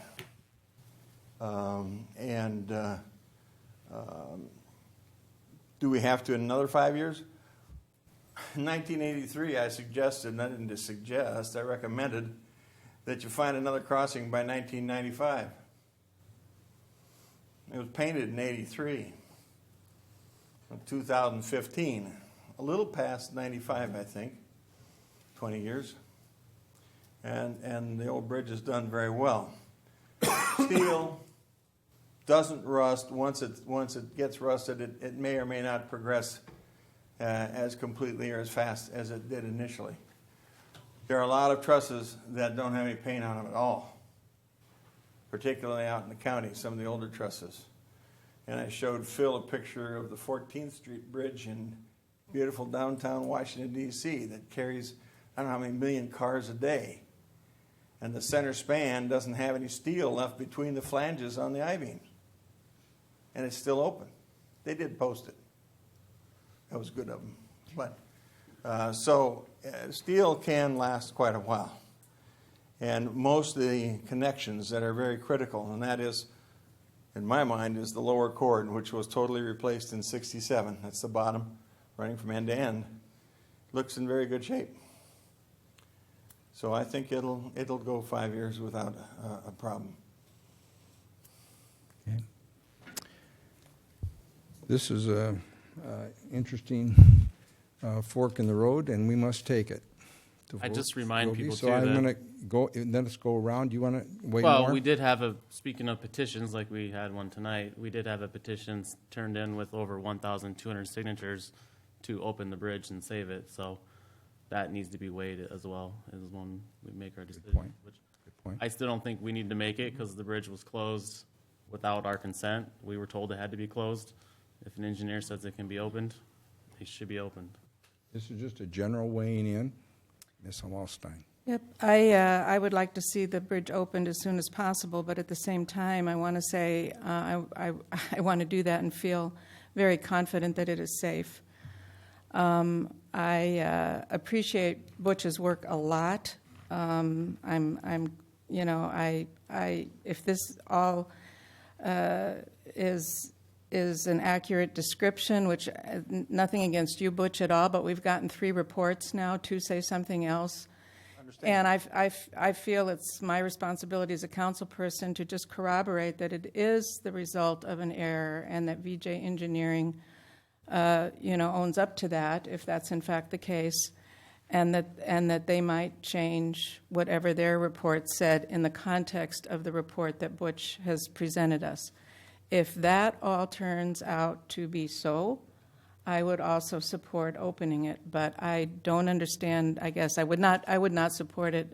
To rush now and open it without revisiting the other, at least one other report that we got most recently, because I do think that safety is still of the utmost concern, and I know you do too. But as a layperson and a non-engineer, I would like to understand what happened with VJ. If they're in fact wrong, I want to be able to understand that to the best of my ability. I agree with you 100%, Edie. And Phil, if you have time, I can go over their report with with the highlights showing the entries. Yeah. Tomorrow or Wednesday.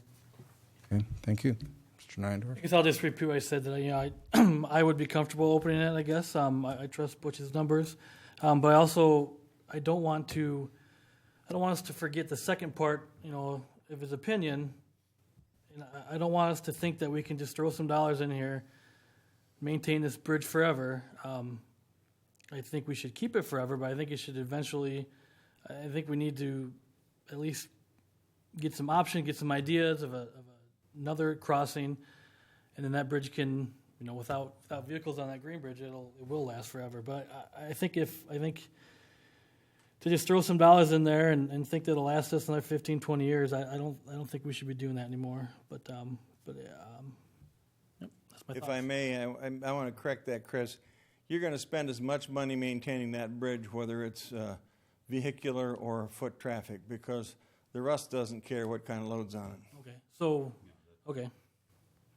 That was going to be my question, is after the 5 years, or if we're able to stretch it even a few more, what becomes of the bridge? Because a lot of the concern about the bridge was that we were just going to tear it down and get rid of it, and that was the Save the Green Bridge. And so there were people that wanted it for just pedestrian traffic. There were people that wanted it for vehicle traffic as it was, that were all on board with those 1,200 some petitions to save it and save it as a landmark within Waverly. What happens after 5 years? Is it something that's going to have to be taken out? Is it something that's going to be able to be maintained at a relatively affordable cost? To keep just as pedestrian if we do build another traffic bridge somewhere else, vehicle bridge. It has just as much steel out there, whether it's carrying vehicular traffic or foot traffic, and you'll have to maintain every square inch of it. So, in my opinion, you'll probably be looking at another $100,000 in 4 or 5 years if you want to keep it open, plus the painting.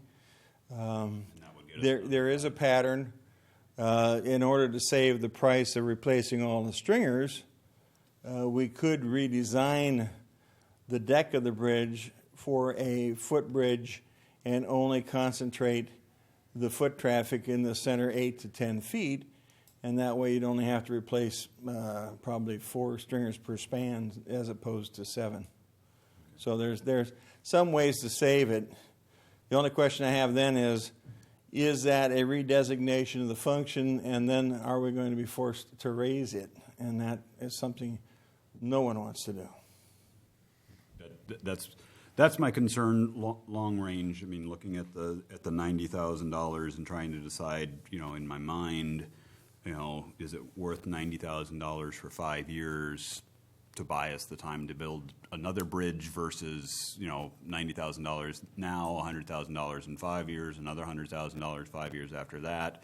Are we able to set aside continually that kind of money to do that? Are we willing to set aside that kind of money to keep? And that's a good question. I don't hate to shoot myself in the foot, but in 1983, what did we spend on repairing that bridge? $183,000? I think that's what the number was. And it's gone 25 years. And as I said before, that's kind of a testament to what you guys did back then, that 30 years ago. But it's getting older. You gave us 10. It's just like the rest of us. Gave us 10 and got 30 we need out of it. some reinforcing, right? I guess my other statement on it, kind of, I'm for going ahead and opening it, but I guess I would like, we've got a city engineer that's kind of, I'm assuming he was the authorization for closing it, as far as he's responsible for the safety of the infrastructure in town. If he concurs with Butch's findings, I would assume, have the authority to reopen it without a council vote. And that would be fine whether we go back to VJ or not. I would be fine with just having that sign off as well from the city side of it. But otherwise, if we need to go to the council side of it, we can go to the council side to authorize and take the weight on us. Yeah, I guess when the next council starts to look at continual funding, if, whether it's, like Butch said, pedestrian or vehicle or not, you guys are going to start putting away money for painting as well, because that's pretty significant. We're doing $20,000 a year already. I'm doing $20,000. Yeah, so. $100,000 every 5 years. Councilman Resnicek? Yeah, I guess I kind of already said my piece, but really what this does is puts us back in time 5 years to there's a lot of discussion about what we could do and so forth, but this gives us the opportunity to put us back in 5 years in time, open the bridge up like it was, and then start having those discussions. So we may decide to maintain it forever, may decide to do something different, but now we've got the street open, and we can have those discussions in a more rigorous, organized way. So I would really argue that we wouldn't open it as soon as we physically can. You say you want to open this physically? I'd have a hard time arguing. I don't know why we wouldn't. Okay. Councilman Lampe? I guess I tend to agree with Edie as far as getting we've had 3 different firms look at this. And if VJ would go over your numbers or WHKS would look over your numbers and have one of those 2 firms and Mike concur that it is safe to open, it's the PE after your name that we count on, and that's the liability that we're throwing at this. If you're willing to put your name on it and say that it's okay to open, and we can get another one of the other 2 to say, yep, we made a mistake, I agree, then I guess we'd open it. But I guess I wouldn't be for opening it until we just had a little bit of extra assurance.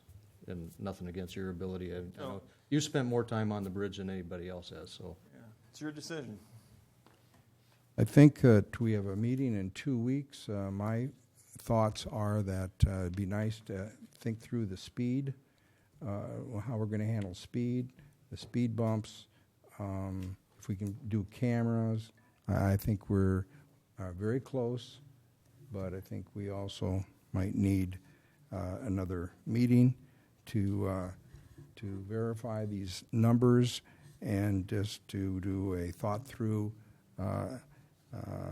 one more look with our engineer looking at it as well. I have no vote, so we either have a motion. We can't have a motion on this. Thank you. Then we don't. The only people that can do anything tonight are city staff to open it if they choose to, but we can't do anything.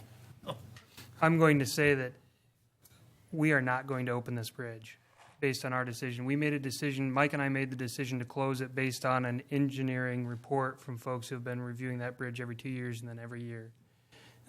Because Butch came to us tonight with this, we will go and get this reviewed. We'll give it to both WHKS and VJ. But because of the liability issue and the vote and the discussions here, I think that staff needs an affirmative direction from the council on what to do about this bridge because of the differing opinions. And so I think that gives us time. We will have it on the agenda for the 19th. Thank you, and thank you, Mr. Kay. Regular business item number 2 is to rezone from agricultural to single-family residential, just under 7 acres of land, just east of the High Point subdivision. City Administrator, any comments on this one? No individual owner requesting this rezoning. Formal motion, please. Move first reading of ordinance 1002, amending the zone ordinance of Waverly, Iowa, providing for rezoning from agriculture A1 to residential R1 for approximately 6.84 acres located on the east side of 12th Street Northeast, approximately 300 feet of 1st Avenue Northeast, and setting October 19th, 2015 at 7 p.m. in the council chambers of City Hall as the date, time, and place for a public hearing. Motion second, council discussion.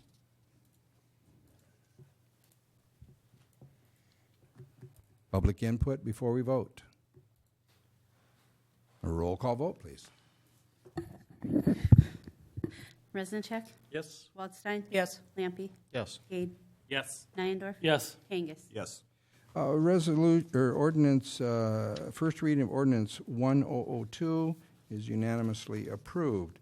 Regular business item number 3 is to set a public hearing to consider transferring 0.7 acres of land just north of McDonald's Restaurant, which is landlocked, to the adjacent owner so it can be developed and we can get some taxes. City Administrator for the public, what is the thinking here? So this parcel is a parcel that was acquired from the DOT at market rate for right-of-way just north of McDonald's. We've used that as right-of-way preservation and for right-of-way for both the widening of 4th Street and the construction of the Cedar River Parkway. That's a small parcel, 0.7 of an acre that's landlocked. And so Bill has been, Bill explained the draft agreement. Bill has been working with a developer that would allow this parcel to be tied in with the parcel they just acquired to be developed and have professional office space or retail constructed at the site. Bill, do you want to speak more to that? The reason we were doing this as basically almost like a 3-year option is because they need to be able to know so they can plan for the entire space, as opposed to getting an idea and then coming to us and asking for it.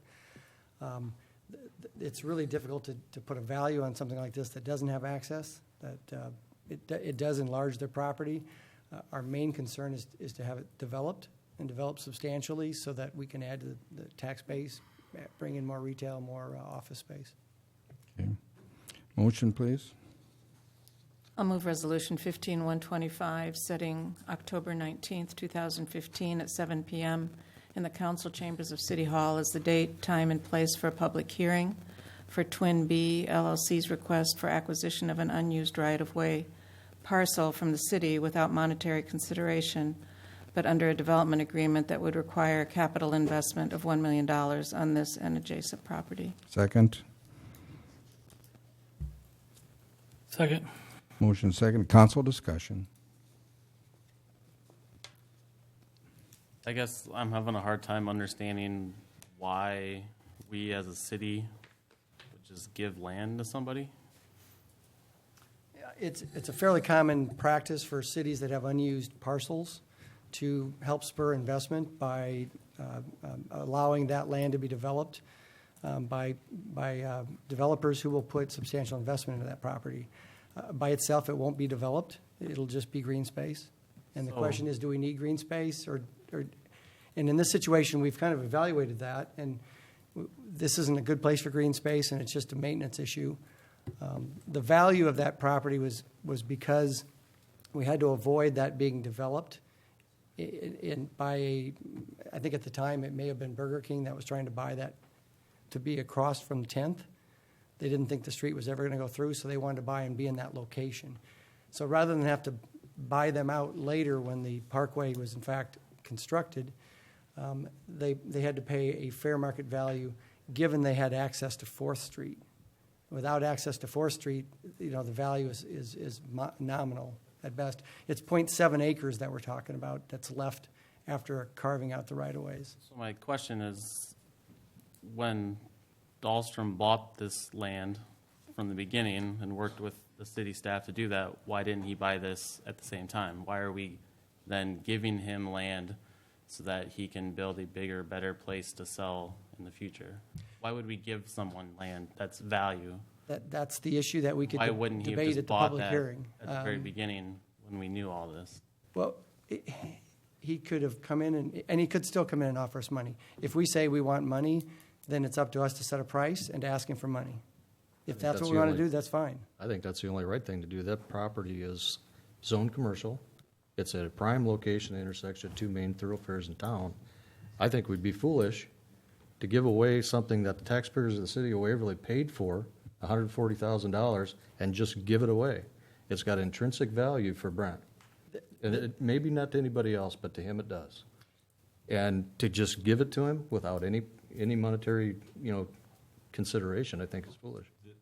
That's fine. I mean, I set this for public hearing so we could have this discussion about that. I mean, if you decide at that point not to do it, you can decide whatever you want. I'm telling you what he's presented to me, and it's not an uncommon occurrence to happen in cities and towns that are trying to spur development with unused right-of-way land. Because when you don't need some land and it doesn't really have value because it doesn't have access to 4th Street and it doesn't have access to the Parkway. So why We've would known it have this all the value way to, along. why does he want it if he can't access it? Because it has value to him. And it would have had value to any developer that would have asked, or that would have bought that property. In fact, other developers that were looking at this property asked the same question every time. Mm-hmm. Can we get the right-of-way from the city? And I said, that will be up to the city council. Why wasn't that brought up earlier? That property didn't just appear. I mean, why wasn't this addressed when we went through the zoning on that? Now all of a sudden we're brought to this. Now we're going to just give him this property? The property could be sold to someone else. Dan, but there's no access. There's no access. You can get access to it. You cannot keep someone from their land. But you can't make, the city won't give you access to 4th Street, and they won't give you access to the Parkway because it's too close to the intersection. No, but Mr. Dahlstrom also is going to develop that property, and he is a property owner. If the city won't, and the DOT won't, someone else has to. So it's prime location. Again, if he doesn't buy it or use it, it is of no value because nobody can develop on it because it has no access. It does have access. They'd have to buy the access from McDonald's on the south, or they'd have to buy the access from him. Correct. Okay. So, I mean, It would have Have we to be asked acquired. McDonald's It would if have they to be would want to buy acquired. it It would or have to Miller buy Tree it. Value? As it sits or- right now, there's no access, correct? there is no access the way it is. But access can be acquired. It can be acquired. So therefore, it would have value as a potential development property to another investor who should be given a chance rather than just give it away for nothing to somebody because they just happen to own the property next door. Yep. I present the offer from the developer, and I want to put it on a public hearing so you can discuss it, and then you can say yes or no, and then we can come up with a different idea. This is only to set the public hearing, correct? Right, because a disposition of land requires a public hearing before you can make an agreement to dispose of land. So that's why we're doing the public hearing. So you couldn't dispose of it without a public hearing. Is it- My concern, I guess I haven't spoke yet, my concern is, he paid close to $13 a square foot for the land he bought, so this would be valued almost to $400,000, looking at it the same way. Plus, it's as Dan said, it's right on 4th Street, it's prime property, so I would have a hard time facing anyone in town that I just gave away real estate on 4th Street. Especially So that's my- when we're looking at a $90,000 bill to fix a bridge. So, yeah. Well, and it's fine, if you want to sell it to him and you want to make a proposal for what it will cost, or you can put it up for bid, that's fine. I mean, if he doesn't buy it, he won't develop it. He'll just develop his property, and this property will have no access. Do I remember correctly that didn't the city purchase that for about $130,000, Yeah. we had to pay that from the DOT. Yep. The value came from being an access to 4th Street at the time. And we've used So a the, portion of it. so the advantage of giving it would be, that he will develop it, and he'd have to develop it, and then we'd have it on the tax Right, and roll. if he and doesn't develop it, it comes back to the city. But Dan, you're thinking that it has enough value to someone to purchase it and to develop it? Wouldn't only one way to find out. I guess if we give it away, we never will know. We could take bids on it. It obviously has value because he wants it, right? Well, certainly it has value to him because he owns the adjoining property. I mean, it doesn't have any value to anybody else. I own adjoining property to all kinds of stuff, but you're not just going to give me the lot next to me without me paying for it, right? I mean, I guess other than all the developers, there are multiple that were looking at that land. Has anyone else ever? Well, people are interested in that lot, but they were interested in that lot if they could buy that Property, lot. the adjoining property. Because again, they don't have access to it. They would have to buy access to that property. So are you saying, Bill, that there have been developers that have looked at that and have been interested until they realized that there was no access? So the only person we have with serious interest in it is Dahlstrom because he already has the access to it. And frankly, you're right that if McDonald's was interested in buying that property, that might be another bidder. So if we wanted to do an auction or a bid, or I mean not an auction, but to do a bid, we could do that. And I'm just presenting the proposal that was presented to us. Technically, Dahlstrom only has access to it off of the Parkway directly. Otherwise, Right, he will have to buy access. He'd have to buy access Yes. through the Miller lot or Right. through McDonald's to get from the south. But he does have access off the Parkway. We would give him access, the way our standards are, he would have plenty of room for an access off the Parkway. On the lot 40 part. Right. I mean, perhaps a public hearing would encourage, someone else who might be interested in speaking up about it. I mean, setting the public hearing just vets it fully. Doesn't mean that we're going to vote for it necessarily. My only concern is the public hearing is to give give this land, and I don't know if the people really understand what we're talking about. If you go onto 10th Street, there's a piece of land right next to McDonald's that would provide him frontage on 4th Street, which would be a great deal. I guess to me, there's value in that, and I don't feel comfortable giving that away. But the hearing is for us to agree to have a hearing to give it to him. So It would just be the second reading of. Hear what plans No, it isn't he a second has. reading. It's not, it's just to a- set a public An hearing. agreement Oh, to just do a- the. okay, I'm sorry.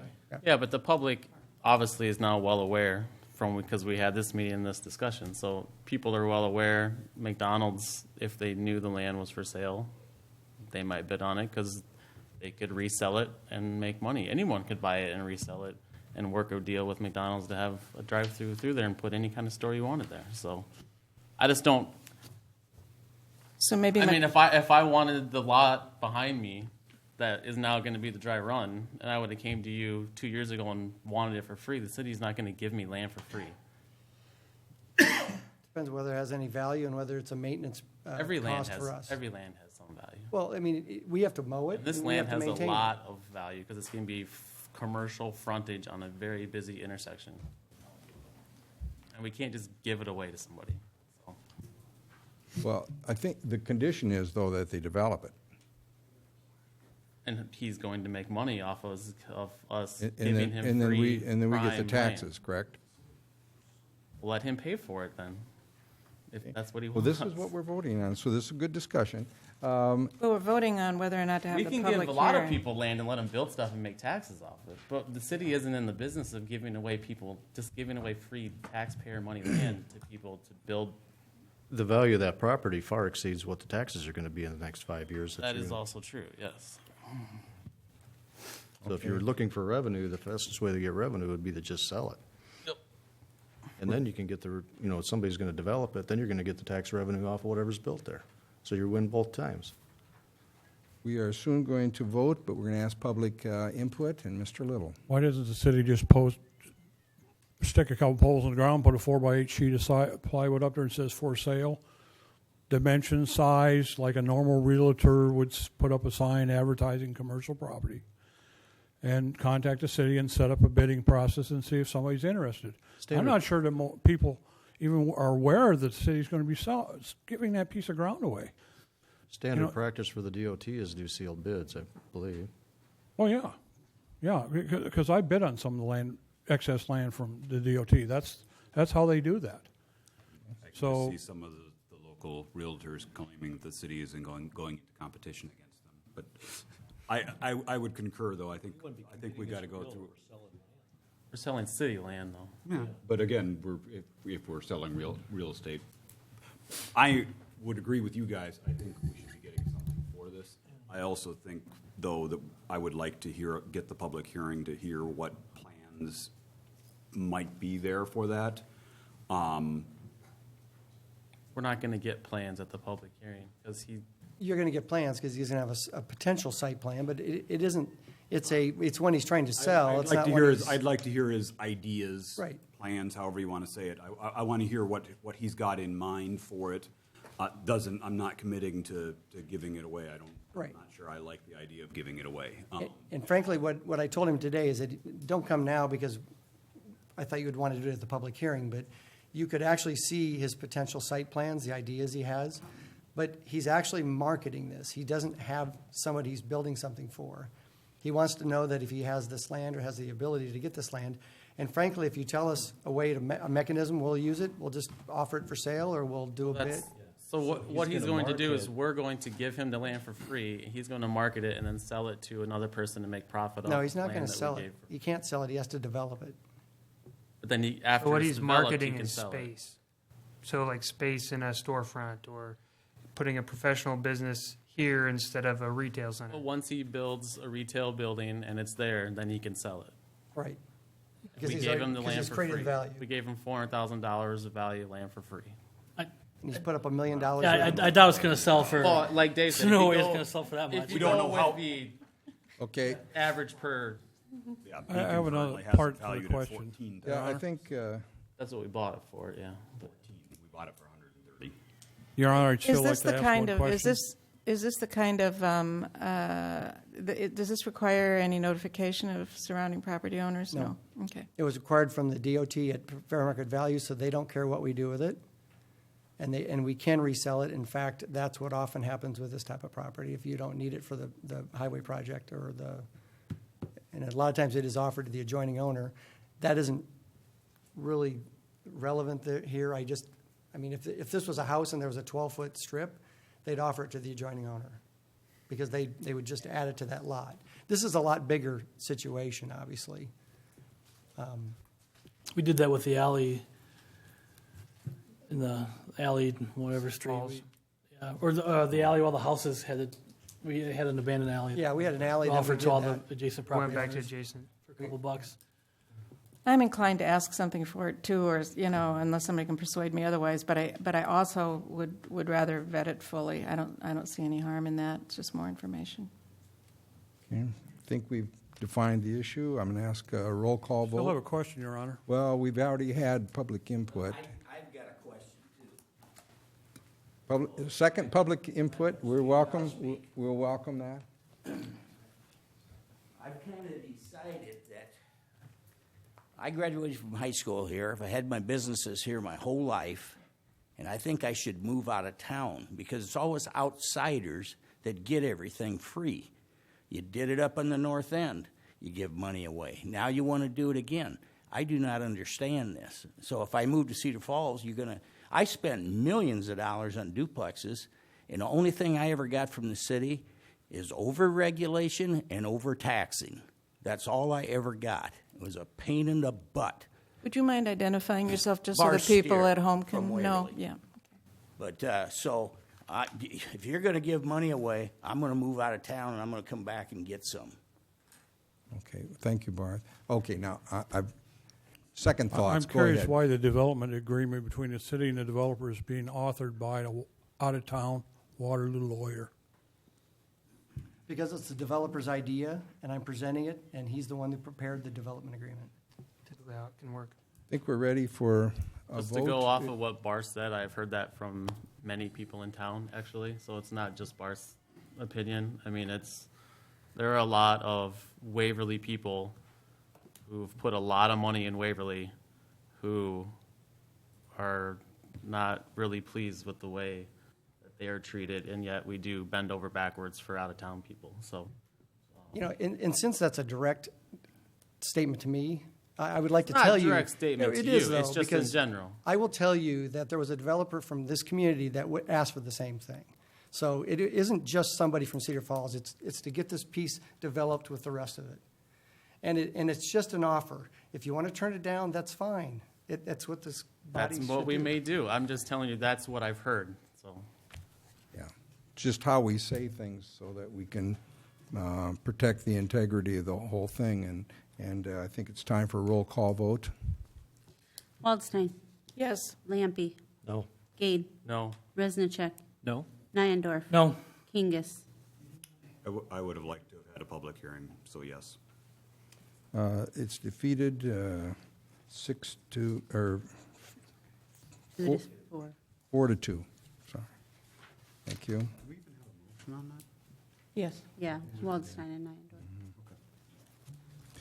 Regular business item number 4 is a potential agreement with Central Iowa Water Association, which provides water outside of the city limits, to give water back and forth to us in case of an emergency.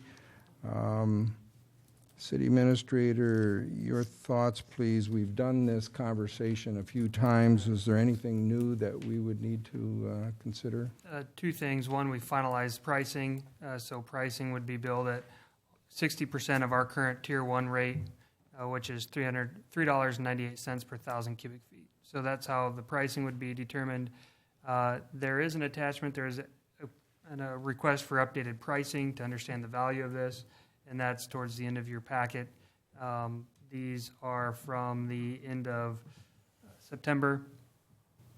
And you'll see here that the east connection, which we estimated to be about $40,000, is roughly $40,784 for estimates. And the west connection, which is by CUNA Mutual, and the well there is about 82,000 in today's dollars. So again, this is just a proposal coming from Central Iowa Water, but worked on together to discuss 2 emergency interconnects that would be built yet this fall if approved. Funding for this would come out of the city's water fund for our $40,000 share. Okay, let's do discussion after a motion. Move Resolution 15-126, approving an agreement with Central Iowa Water Association for providing and receiving emergency water supplies when needed. Second, please. Second. Council discussion. Who would do this work? They will. Okay, They have construction crews in-house and would build it. okay. We do have some plan designs that both Mike and I have looked at that are standard interconnects. That are what? A standard interconnect design Okay. using basically off-the-shelf parts for putting this together along with a meter in a vault at each site. So is that how we know that the prices that they're quoting are appropriate? If I remember the conversation from before, it's mutual advantage. The greatest advantage might be Central Iowa. That's right. Right now, we, as Mike described earlier, we have the redundancy in our water system internally, and while it's good for us to have it, it's more advantageous to them as they have, especially their territory to the east. They only have 1 river crossing at this time, so if that were to fail, they would not be able to supply that with their plant near town here, and so they would rely on our water supply to serve those customers. Which would help people affected, however. Help people which are affected. also It would in the add spirit a of customer Waverly. base to us for a Right. period of time. Right, okay. I guess that was going to be my comments, both what Mayor and Phil just said, is that from our past discussions and with Mike going over we have lots of redundancy on our wells.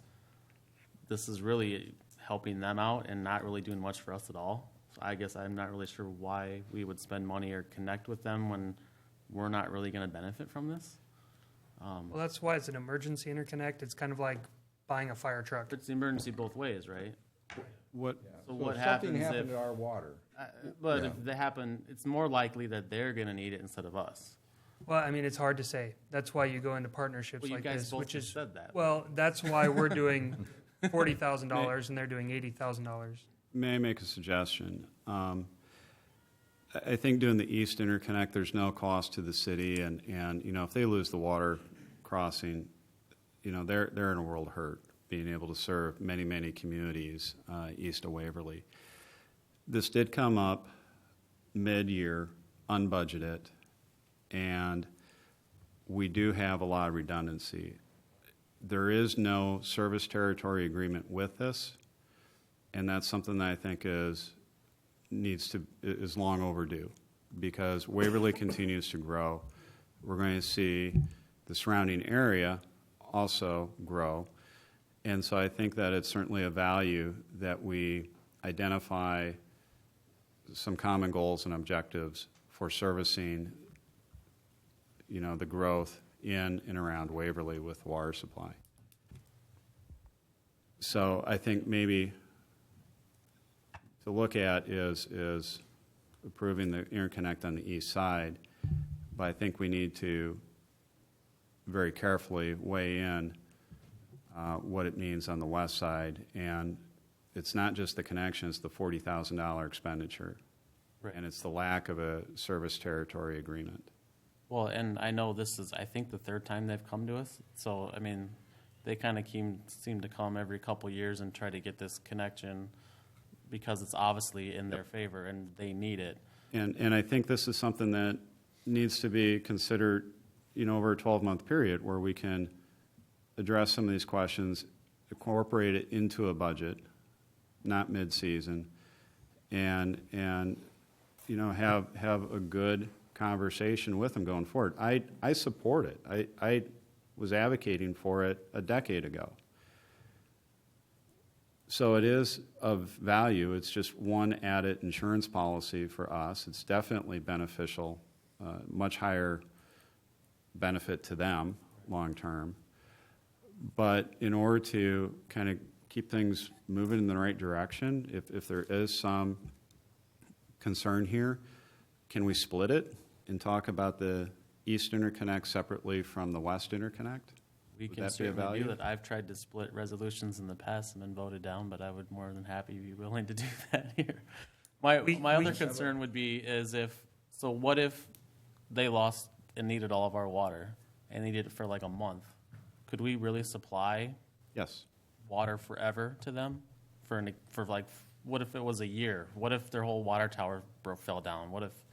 How long would we be able to supply water to all of their customers on top of our own? I believe this facility, Phil, maybe, my understanding is that it's producing in the neighborhood of 1 million gallons a day. Have you heard At the this number? time, yeah, it's 0.9 to 1. Which we can easily accommodate. Is there any advantages from a power perspective? Obviously, the water has to be pumped with electricity. Are they, if we lose power as a city, are they going to lose power out there, or they get their power? They're being fed from Mid-American Electric that comes in from the west along Highway 3, I believe it is. Mm-hmm. We have internal power generating capabilities here. They may have backup generation, so they have the ability to do their own. So if we split it like you said, then we wouldn't have the $40,000 expenditure. We would just do the connect that they want to do on the. Well, I think it'd have to come back to the council. I think they deserve the right to review that. Because I agree. consider that. Doing this in the middle of the year, not having it budgeted, and being that it seems to benefit them more than us. Well, how might do be we? something to look at more in the budget time than it is just throwing it out in the middle of October. So, Mike, how would we do it to address the service area question? In a more comprehensive way rather than piecemealing it. Well, if they, I know some of the laws and requirements, they can go out and service. We can't compete with them because they're going to put in a 2-inch plastic line in service areas. And then if the city's growing and incorporates those areas, they're on that water supply. But what is there for fire protection? So we can't mandate that they switch over. It's kind of like with the telecommunications utility. You can run the transmissions lines, but you can't force them to switch over off of rural water onto city water. But where does it come into play with fire protection? If they have 2-inch lines run throughout the subdivision. North of town, take Shelby Ridge or Shiloh, the one just north of Hines Addition. They could run service that with a 2-inch water line.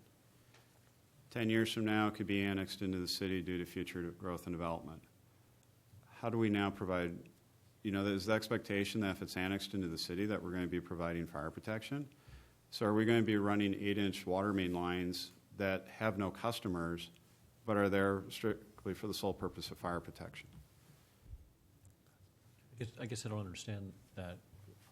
How is... So with a service territory agreement, you would define that certain areas, like on our comprehensive land use plan or the 2-mile fringe area agreement, we've identified Area 1, Area 2, and Area 3. So maybe you'd say that anything within Area 1s and 2s, you have to size the lines to provide fire protection.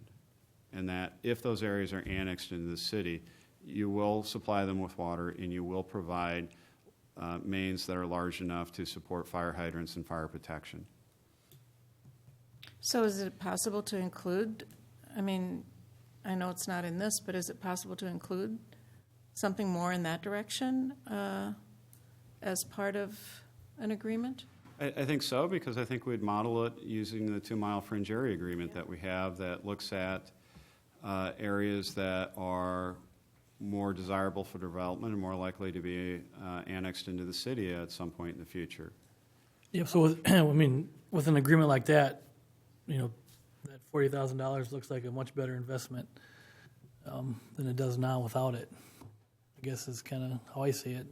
Do we have any leverage once we make this agreement to go back and do that? That's why we don't make this agreement until we have that. in place, is what I'm saying. Right. It'd be more willing to spend that money on that interconnect, with an agreement like that in place, because it will it will bite us in the future. Just like Mike said, we'll get to an area where we're going to spend $100,000 running a gigantic pipe out there just for a fire hydrant, and that's it. I mean, that's to me not acceptable. Except for the fact that you may not. Right, it may not You happen. may not do that. You may the council at the time may decide that because this was a rural subdivision, we are not going to put in the water infrastructure. We're Sure. going to use the tanker that we have. We're going to use Right. a rural fire system. And so, is it possible? Yes. Is it probable? We'll see. So I think that, Mike and I should have had this discussion before tonight. That's obvious to me. That did not happen. So I guess what I'm hearing now is then maybe this should not move forward at this time until we have further discussions with Central Iowa Water. Well, in that example you just gave, so we would be annexing someone to the city. They would be paying property taxes. A large chunk goes to the fire department and water, but they wouldn't. Nothing Is would go that towards- is that a common thing, or?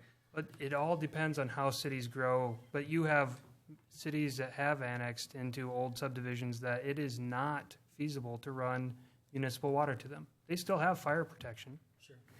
But what's impacted more is their homeowner's insurance, because their fire risk is greater because they don't have an 8-inch line. They don't have the pressures or the flows because it wasn't feasible to run lines to them. It's not that thou shalt. It is, and it's all part of annexation agreements too. So I think it sounds like there's more to discuss here.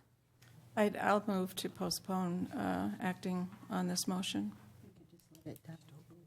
Oh. Well, Couldn't we just vote it down? Yeah. So, roll, It's been moved, hasn't it, Right. Carla? Can we just motion to table it? Been moved. Would You you rather could- table it, or? motion seconded, so I think. You can vote it down, and then we can just bring it back. If you different- table it or postpone it, we either have to pick a date or let it roll to each agenda. If you vote it down, we can just keep working on it. And it sounds like we made Mayor. a change. and it may look different. Yeah. Mayor, So we'd what be I- better off voting it down. I'm not opposed to the concept, but it sounds like What- what your input is Right. maybe a little. What I'd suggest is if you vote it down, is that we go immediately back to Central Iowa Water and we say, can we do a separate agreement just for the east connection? And within 6 months from now, we'll have a new budget in March of 2016. And so that's 6 months from now, we can incorporate this into a budget and incorporate it into an agreement that is agreeable to the council and Central Iowa Water. Sounds good. So the west connection would basically potentially be deferred for 6 months. But we could move forward with the east connection immediately if that's agreeable to Central Iowa Water. I'll withdraw my motion to postpone. Then we have a roll call vote, please.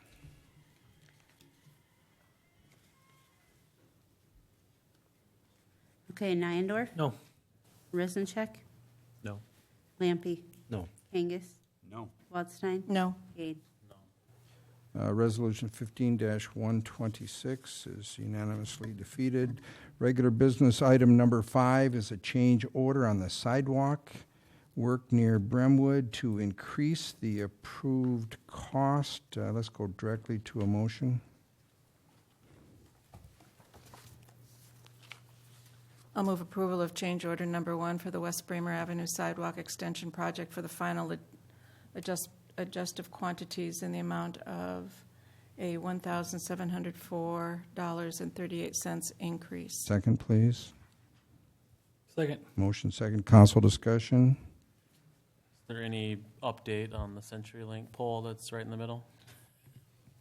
Still Heard there. it was supposed to be last week, and it's still there. So we call them a couple times a week. Good. I'd call them twice a day. Do the Dufresne from Shawshank, right to a day.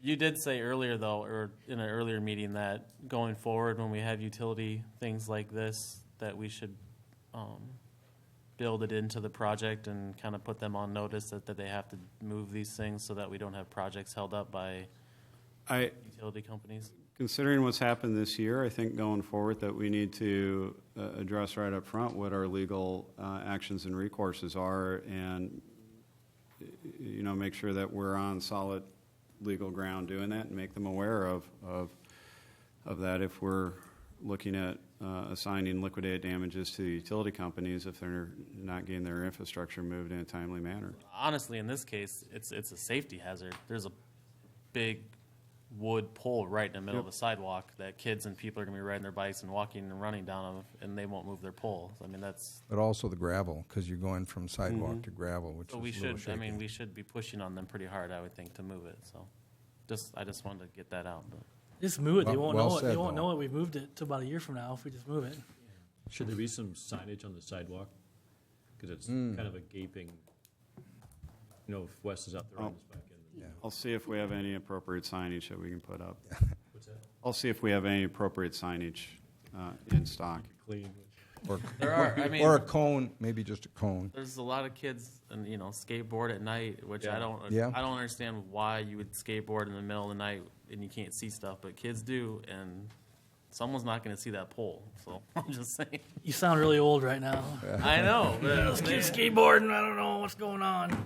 they can skateboard. I mean, it's just the middle of the night. You can't see them, but no one's going to see that pole sit in the middle of the sidewalk either in the middle of the night. So. Okay, public input before we vote. Anybody want to influence this vote? All in favor signify with yes. Yes. Yes. Opposed with no. Unanimously approved.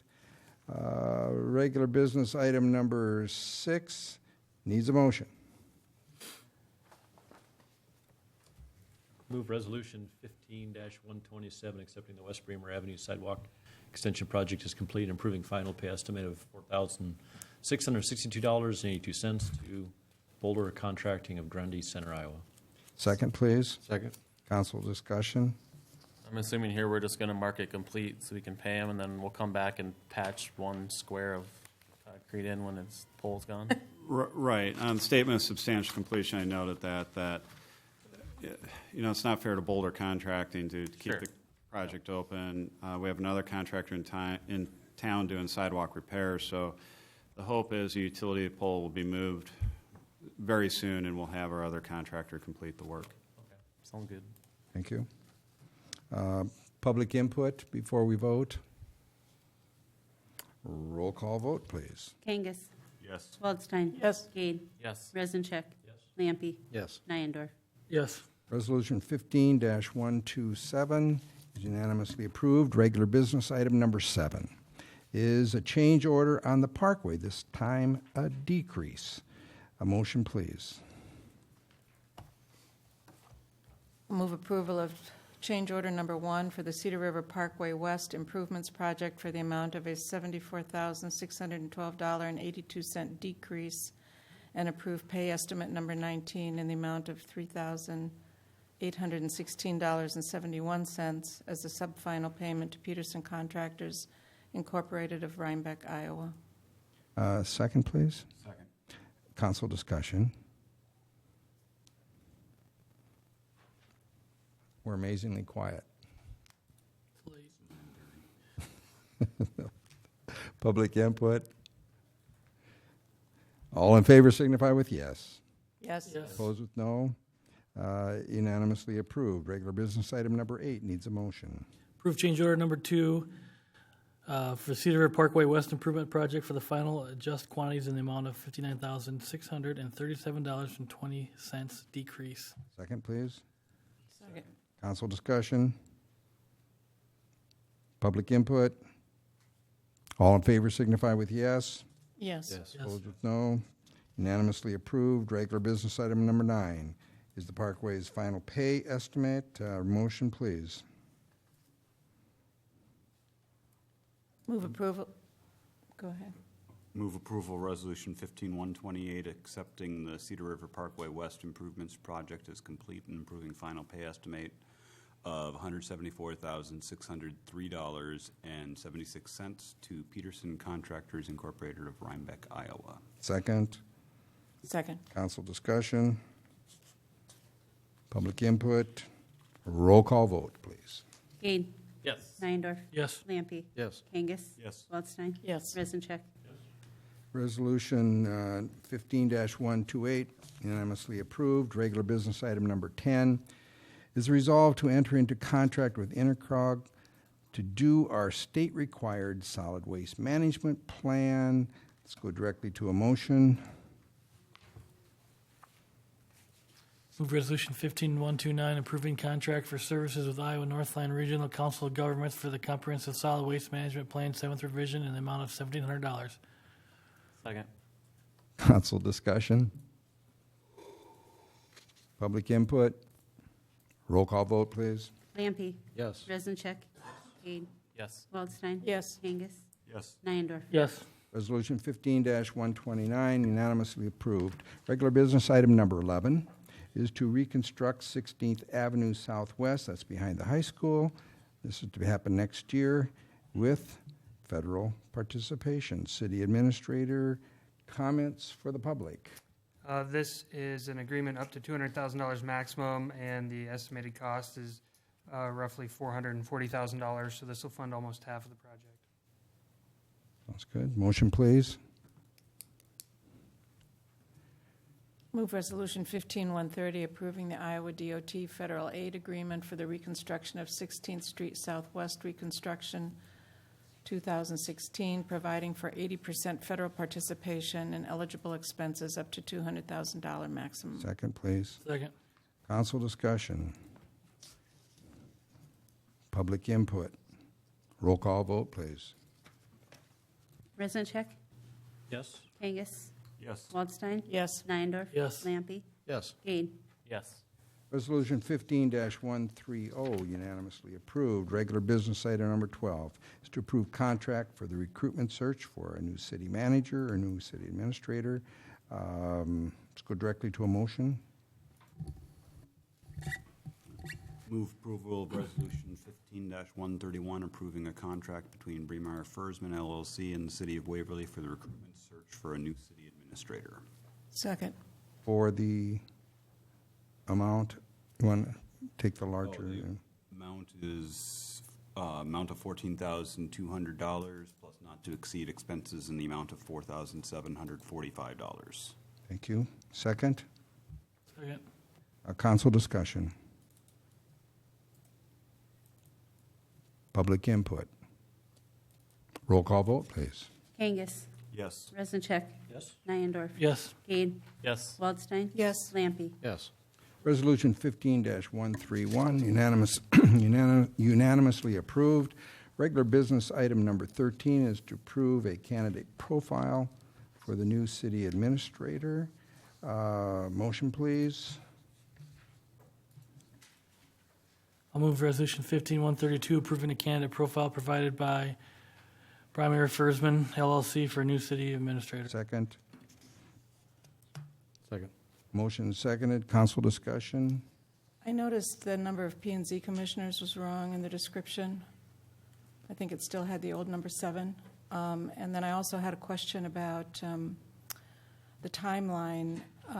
Is it necessary or beneficial to have November 30th, as the date for the finalists? I mean, what if we move along more quickly and we realize we're at a place to bring finalists in sooner?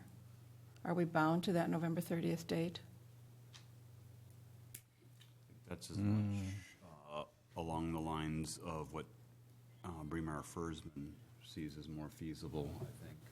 I get that, but sometimes I just don't know how much that binds us to that, in case we saw a different timeline. My only thought on that, Edie, is if it goes so that they can do their interviewing and getting them picked down, Mhm. and the scheduling that they have to work with the candidates and their own firm.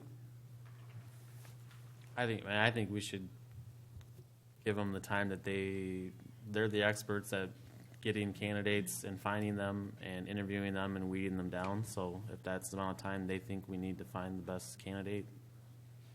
I totally agree with deferring to their expertise. I'm just wondering if it's necessary to identify a date. Well, I think if the deadline is the 10th for the applications, that's not, I mean, that's the hard and fast on the outside. The 30th for him is, I think, what he's presenting to us. So I would guess if he's able to do it faster, he probably could. Well, that's kind of my question. But I don't know. Yeah, I there's don't a little know. nudge. I don't know that that would necessarily. I don't know that we're tied to this specifically. It does line up pretty well with what we did 3 years ago, as far as the kind of the process. But I understand what you're saying. I just 20 days, that's not a lot of time to interview. I mean, I think last time Because there was screening and all the rest of it. there was over 30 or 40 people applied, right? And it was narrowed. 60, 70, yeah. No, I get all that. So I they just, have to go yeah. through 70-some things to get down to 5 or 10, and that's not many days to do that. I've done a lot of searches myself, and they can just vary oftentimes, so. And he said that, the economy is a lot better now than it was 3 years ago, so he thought he would probably get less than 70 because the economy is so good, so it could be, on page 4. So I guess I'd like to have someone go through this one more time, because on page 4, where it says budget, the numbers are missing. It says the 2015 operating budget is XX million. We send those to him to get. Oh, it's already been, okay. I assume so, but I just want to make sure. It's rare that I can actually find some sort of error in any Thank kind you. of document, so I kind of want to talk about that and let people know that. It's 20. We're using Roman numerals, so it's 20 million. Phil, were you Kinda going to say close. something about the timeline? Yeah, it before? is actually kind of close close. if Well you put done. it in Roman numerals. As an applicant, the major date you're looking at is the deadline for applications. And then everything else, right away whether you're proceeding or not. And so then everything else is set individually. Okay. And so if it's more comforting, you can have your hard deadline for on here for the applications, and then you can just say late November, mid-December, like he did for January, February for proposed starting date, because the rest is pretty fluid Okay. once you get cold. Okay. Public input. Roll call vote, please. Waldstein. Yes. Gade. Yes. Nyendorf. Yes. Lampy. Yes. Risencheck. Yes. Kangas. Yes. Resolution 15-132 is unanimously approved. We have reports to the board. We have the goose harvest. That was kind of a communication more, but we have received it. The W monthly revenue. Any comments? Officially received. Historic Preservation Commission minutes from August 27th. Yep, that meeting was basically all about the Green Bridge, and then that's where their letter of recommendation to open it and use Yes. which came from. So that's where the commission agreed on that. Thank you. Officially received. Planning and Zoning, September 3rd minutes. Comments? Officially received. Board of Adjustment minutes from September 14th. Comments? Economic Development Commission minutes. The Board of Adjustments officially received the Economic Development Commission minutes from September 15th. Comments? Officially received. Bremer Waverly Law Board minutes from September 17th. Comments? Officially received. Staff comments. They're shorter than they would have been. We've hit most of them. Last week, we had a representative from NRG Lighting in Cedar Rapids come up and look at options to light the dam. It was lit before the project and has not been lit since, so we're looking at options that would be similar in nature to how the amphitheater is lit with LEDs and that are programmable. So we hope to have something back in the next few weeks on that as to project and a budget idea. We're working on some volunteer efforts through leisure services in the community for some maintenance and snow removal in areas that could use a little more attention, but that are outside of our current ability. And I'd like to have Tab present maybe at the next meeting on a grant he just received for urban forestry. It's a pretty neat program, so he'll have more to share with you in 2 weeks. Thank you. Whenever. Sure, 3 weeks. City Council comments. Let's start with Mr. Lampy. I think I'm good tonight. Good tonight? Me. Lieutenant? I'm doing Okay. Mr. Nyendorf? Go Cubs, go. Go Cubs, go. Ms. Wallstein? No comments. Good night. Gate? Call these Wednesday night. All right. City Clerk? No, I'm just talking. Guest council person, you've sat quietly through this entire meeting, observed a lot, I could tell. Yeah. Any closing comments from our guest council person? Dave Grayway. Not really. Just nice to see some of these things, you know, that you can look at and that a lot of people don't get to see. And so, no, it was fun. Any place we can go watch the game on Wednesday? Do you know any? Let me get back to you. Okay. We thank you, though, for being with us. Well, one mayoral comment to say that the homecoming weekend at Wartburg, extremely well done, massive activities, everything was well attended, wonderful parade. I thought the symphony on Saturday night was just extremely well presented, well attended. It's just a good weekend for the college, and so we congratulate them. Communication. Just a thank you note from Cedar Valley Friends of the Family to Leisure Services for their assistance. That's it. Motion to adjourn. Move we adjourn. Second. All in favor signify with yes. Yes. Adjourn.